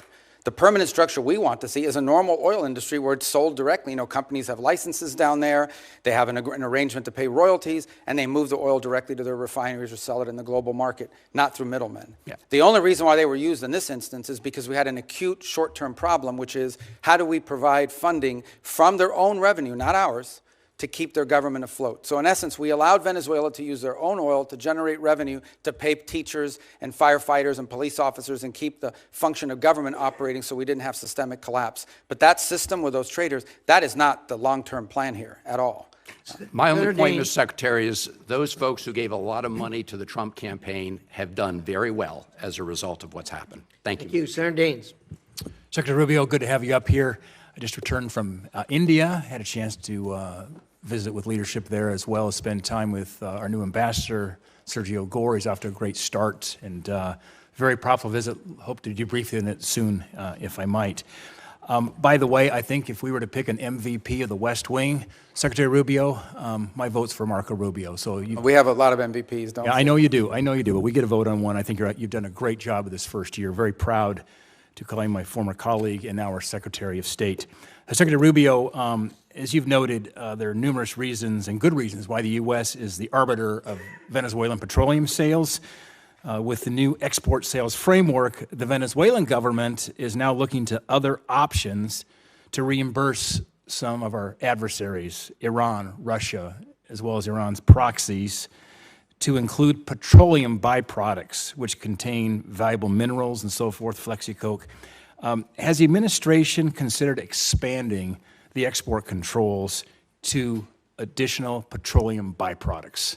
Well, I'm sure we would, except that I can tell you a couple things that are happening. They have, in essence, represented to us, and we have seen in action in the work that they're doing directly with Secretary Wright, who's handling this portfolio on a daily basis. He has a deep historic and career knowledge of this field, is that on all of these things regarding natural resources, their preference and their partner of choice moving forward will be the United States and Western companies. That's what they intend to do. As a point of example, and I said this earlier in the hearing, you may not have been here, today they used to get 100% of their diluent. You know, they have very heavy crude, and so it has to be mixed with light crude in order to make it, you know, refinable and movable. And they were getting 100% of it from Russia, primarily because of sanctions. They prefer to have ours. Why? Number one, it's closer. Number two, it's higher quality. Today, 100% of that diluent is coming from the United States. They were involved in a very complex gold market in which they were mining for gold and silver, and it was being exported almost entirely through Turkey. And we believe the Iranians were using that as a laundering operation for themselves ultimately as well, potentially. And certainly know that they had an interest in the oil industry as well.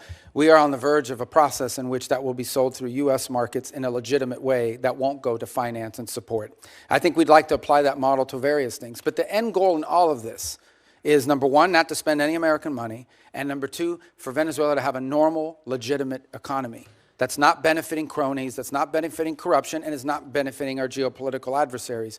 So far, The interim authorities have expressed a desire to cooperate with us on all of these fronts. You identify an area you want to work with, they say yes. And we're making progress on all of it. We've faced no impediments to date in regards to expanding that relationship. Yeah, thanks, Secretary Rubio, thank you. And maybe we'll talk with Secretary Wright. We think there may be some workarounds in terms of what's happening there with some of these petroleum byproducts, what's called Flexicoke, has vanadium in it, and something we could talk with Secretary Wright, which absolutely would be something they're trading right now to our adversaries like Iran, Iranian proxies, as well as the Russians. But thank you, and we're off to a great start, as you say. We're playing a long game here, and you're playing it very, very well. I want to pivot now to EU energy. I chair the subcommittee here in this committee for Europe. Next, we're going to have a hearing. We're looking about having a conversation on EU regulations that are hindering energy security, that's benefiting now, of course, the Russians and hindering the development of alternative supply chains. Mr. Secretary, here's my question. As Russia continues its war in Ukraine, how important is it for Europe to develop a pro-energy posture to ensure they have energy security? Well, I would argue that one of the reasons why we have a war in Ukraine is because Russia thought they could get away with it because of how dependent Europe was on them for energy. And they felt there's no way the Europeans are going to come hard at us because they're too dependent on us for energy. So I think most certainly it served as a contributing factor to the war happening, among others, obviously. The second point is the point the President's repeatedly made. We love Europe. We want Europe to be strong. We share a lot of common bonds, both through history and culture and also through our alliances. And part of our concerns is that Europe is becoming increasingly vulnerable when it comes to their energy supplies. Increasingly vulnerable both for domestic economic growth, which will allow them to sustain investments in defense and be more reliable partners, but also vulnerable to Russian oil and other things of this nature. So we are concerned, though it's not our decision to make, we are concerned that EU policies in general are leaving Europe more vulnerable at a time when they should be getting stronger in their ability to resist pressure from both Russia and China. Secretary, thank you. And we hope to have that discussion next week at the subcommittee level. Last question is back to one of my favorite topics, back to Central Asia. We had a great dinner at the White House with the 5 Central Asian presidents that you were at, President Trump, as well as Vice President Vance. I had an honor to be there with you all. They're making a major shift right now in terms of having a closer diplomatic and economic relations with the United States. That all fits in part of the geopolitical puzzle, which relates to energy supply as well. Here's my question. How important is it that we end these Jackson-Vanik trade restrictions as it relates to our relationship with Central Asia? And for background here, Senator Murphy and I are co-sponsors of that bill. We hope to actually get this done and on the President's desk. It's an ancient Soviet-era restriction that is not relevant at all, but frankly is hindering our relationship with these important Central Asian. Yeah, no, we agree. We agree, and that, like I said, one of these areas that you've been focused on for a long time. Ambassador Gore, that as you know is in India, is also an envoy to these 3 countries, just came back from Tajikistan a couple days ago. So I think that absolutely we would like to see that because it would allow us to do even more. Yeah, great. Thank you. Mr. Chairman. Thank you. Senator Rosen. Thank you, Mr. Chair, Ranking Member, and thank you, Secretary Rubio, for being here. I'm going to get right into it because I want to build on Senator Van Hollen's line of questioning. President Trump pardoned the former Honduran president after he was convicted of trafficking roughly 400 tons of cocaine into the United States, cocaine that contributed to the deaths of tens of thousands of Americans year after year. Yet the President and his cabinet authorized a military operation to capture Nicolas Maduro in order to arrest him for virtually the same crime. So, yes or no, because I have a bunch of questions here. To the best of your knowledge, was Hernandez convicted of trafficking approximately 400 tons of cocaine into the United States? I'm not involved in the pardon process. I can tell you. No, I'm just asking if he... Yeah, but I don't do yes or no. I don't play games. This is not a game show. Do you know he was... Okay, so I'm just going to tell you he was... So I can answer your question because I know where you're getting at, but go ahead. He was convicted. I know. The President felt that he was unfairly treated. I can't give you much insight because I'm not involved in the pardon process. Would you not concede? Can you not understand how the American people and how the world are clearly going to be frustrated by the hypocrisy of this when one man is convicted and pardoned and another man captured, and how it undermines the United States' credibility on the world stage? No, but the difference is that, again, I can't opine on the specifics of his case because I wasn't involved in the pardon, but he was not a sitting office holder. He was not even the president of Honduras when that decision was made, either to convict him. The difference between him and Nicolas Maduro is he was actively engaged in narco trafficking. It was an ongoing endeavor. I think it does undermine our credibility, but I'm going to move on to some foreign policy decision-making here, because despite the fact that you famously or infamously have numerous jobs in the administration, your Secretary of State, your National Security Advisor. It is increasingly unclear who's actually directing U.S. foreign policy under President Trump.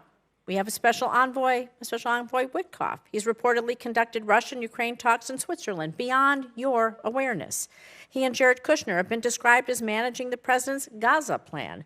Meanwhile, Ambassador Barrack is leading on Syria policy, while Special Envoy Boulos is appearing to lead on our Africa policy. So I have to ask you, I know the answer to this, but I'm going to ask you, are you the lead for U.S. government on foreign policy? No. The lead on U.S. foreign policy is named Donald J. Trump, the President of the United States. On the individuals you've described, these are very valuable teams. We have an if I can answer, because I think it's important. It's a legitimate question. I have the distinction, but I think both the benefit of being the National Security Advisor and the Secretary of State. As National Security Advisor, my job is to coordinate the interagency function of national security, and that involves foreign policy. So I speak to Steve Witkoff and Jared Kushner in the case of Gaza and now Russia, probably 10 times a day. We have multiple meetings and coordination. All of it is we build a team, we gather facts, we present options, and then we take them to the president. It is the president who directs the the foreign policy of the United States. That's always been the case, by the way. You can't overrule their decisions. Do you outrank the special envoys and ambassadors? Do they get your input as as an example? Do they care about your input, or do they go straight to the president? There's no time in which the president is presented an option by one of us at the exemption of everybody else. It depends on the portfolio. But in every one of these portfolios, we have a team approach to this, which is the way the system is supposed to work. It's not the way it's always worked. You have had in the past tensions between the National Security Council that became operational and the Department of State. In this particular case, there's not much conflict between the two because it's the same person. And we basically, what we basically try to do in every one of these unique missions is we create a consensus team around it, and then we present the president options together. It's the president's decision, nobody else's. There's no overruling here. The president makes the decision. Our job is to present him options. Shouldn't they report to you? Shouldn't there be a line of command and a line of transparency? They report to me every day. Where does the buck stop? But they report to me every day in terms of keeping me apprised of what's happening. I give advice. I give, in some cases, direction. They involved heavily. For example, the special envoys rely almost exclusively on State Department personnel to assist them in all of their efforts. For example, on the Board of Peace, we helped them position the entire gathering last week and all of the work that's going to happen now. On every one of these issues, it's not linear. No single individual other than the president has the ability to dictate our foreign policy. Our job is to come to a consensus view on the best way forward. Where there are disputes, those are presented to the president, and he makes the decision. Let's talk about the Board of Peace then, because all treaties and statutes have to be approved by Congress, and the president is starting a new Board of Peace, and we would need that authority. The authority for the filing stems from the International Organizations Immunities Act, but it's my understanding it only provides the president with such authority when participation by the in an organization has been approved by treaty or statute. Treaties and statutes must be approved by Congress, so when will the administration be requesting Congress pass legislation to authorize the president to extend this benefits to the Board of Peace, creating the Board of Peace, and when will it be sent? Well, actually, the Board of Peace was chartered and set up by the UN Security Council through a vote of the UN Security Council as to deliberation. So it's an international organism recognized by the Security Council of the United Nations, which is something I think many of you should be supportive of, the fact that we're doing it. The president is claiming his authority is from the International Organizations Immunities Act, and this law only provides the president authority when U.S. participation has been approved by treaty or statute. I know my time is up. Please consider working with us to do these things. You know what it is to be a senator. You know what that collaboration and cooperation mean. And I think that all of us expect that respect from you and would really appreciate it. Thank you. Thank you, Senator Rosen. Secretary, you've been very generous with your time. We have just a few comments to wind up here. Senator Shaheen. Yes, I agree. Thank you. I hope that you will come more often before this committee. But I just wanted to clarify a couple of things. One is that under the CASE Act, the State Department is required, as are other agencies, to give documents like the one that Senator Schatz was raising for the agreement between Venezuela and the U.S. to this committee. We have not yet received it, so I hope that we will see it in the near future. The other thing, with respect to the exchange between you and Senator Rosen, I can tell you that we have, as the minority staff, requested on multiple occasions updates from the State Department on the special envoy's negotiations on the Ukraine war with Russia, and we have been denied access to any of that information. I would hope that, number one, that would be available, because I think everybody's interested in trying to support efforts to end this war in Ukraine. This should not be an adversarial position. And number two, I would also hope that, like Senator Curtis, that you would be willing to have someone from state come before the committee. We have not had a hearing on negotiations over the war in Ukraine since I've been on this committee since the president took office. And so I hope you will make that commitment to come, have state come and be part of a hearing on the war in Ukraine and the negotiations there. Yeah, and we would love to do that, and I'll make sure that happens. And I will tell you, I can give you a brief update. I know it's late, but I don't mind. I mean, we can continue to talk about this a little bit because it's important. It's a very fluid situation, unfortunately. I mean, as you know, it's moving very quickly. My sense of it is that for the most part, I discussed the security guarantees piece, which was part of a meeting and efforts that took place in the early part of this year. I think the one remaining item remains the one you're all familiar with, and that is a territorial claim on Donetsk in particular. And I know there's active work going to try to see if both sides' views on that can't be reconciled. It's still a bridge we haven't crossed. It's still a gap. But at least we've been able to narrow down the issue set to one central one.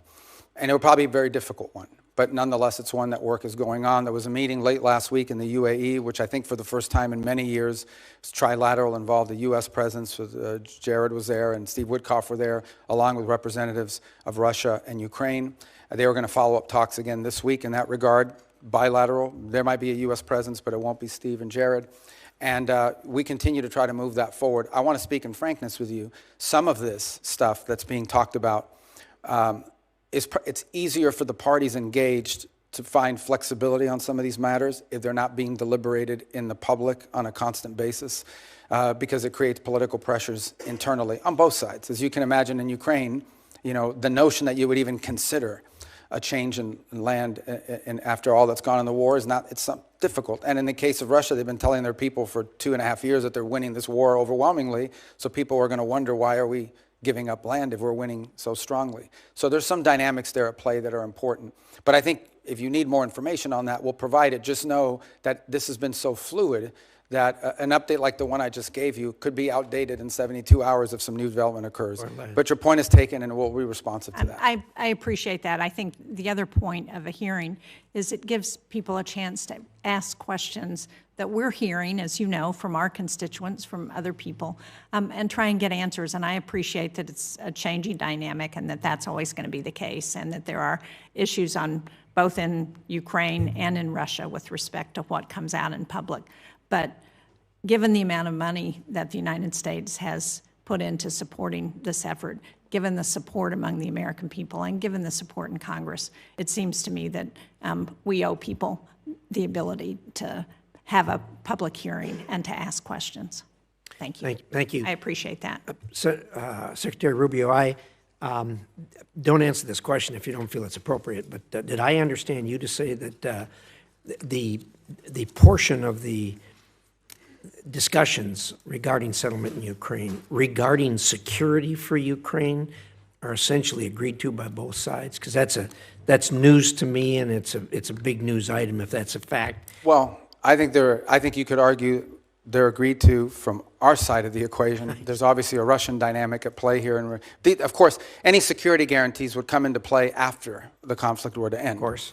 And so there's that component to it. But the broader point I was making is that in all these discussions about security guarantees that people are putting out there, it's pretty clear that the only security guarantee that people keep pushing forward is one that involves a deployment of some European troops on the ground, but with a very strong U.S. backstop. My point being, it was in the broader context of the NATO alliance, and that is we have to understand that even something like that in Europe, they don't have the capabilities of doing a real security guarantee without a U.S. backstop, which tells you the capability gap that needs to be closed. And it's one of the reasons why the president keeps pointing to NATO and its need for our partners to get stronger. And it is true, they've committed to 5% spending. That's obviously going to take some time. But that's really the broader point I was trying to make in that regard. But every notion of security guarantee that's been talked about and that the Europeans have pushed is one that requires a strong commitment by the United States as a backstop, which, in essence means we would be committed, potentially, in a conflict, in a future conflict. And that's something that I think needs to be understood in the context of what I've just described as the problems with NATO capabilities. Very clear. Thank you very much. Thank you again for your time. I'm going to leave the record open until close of business tomorrow. If there are questions, I'd appreciate it if you'd assist in getting answers to those questions. Great job. Thank you for spending the time with us. We sincerely appreciate it. The American people are lucky to have you as the Secretary of State. And with that, the meeting is adjourned.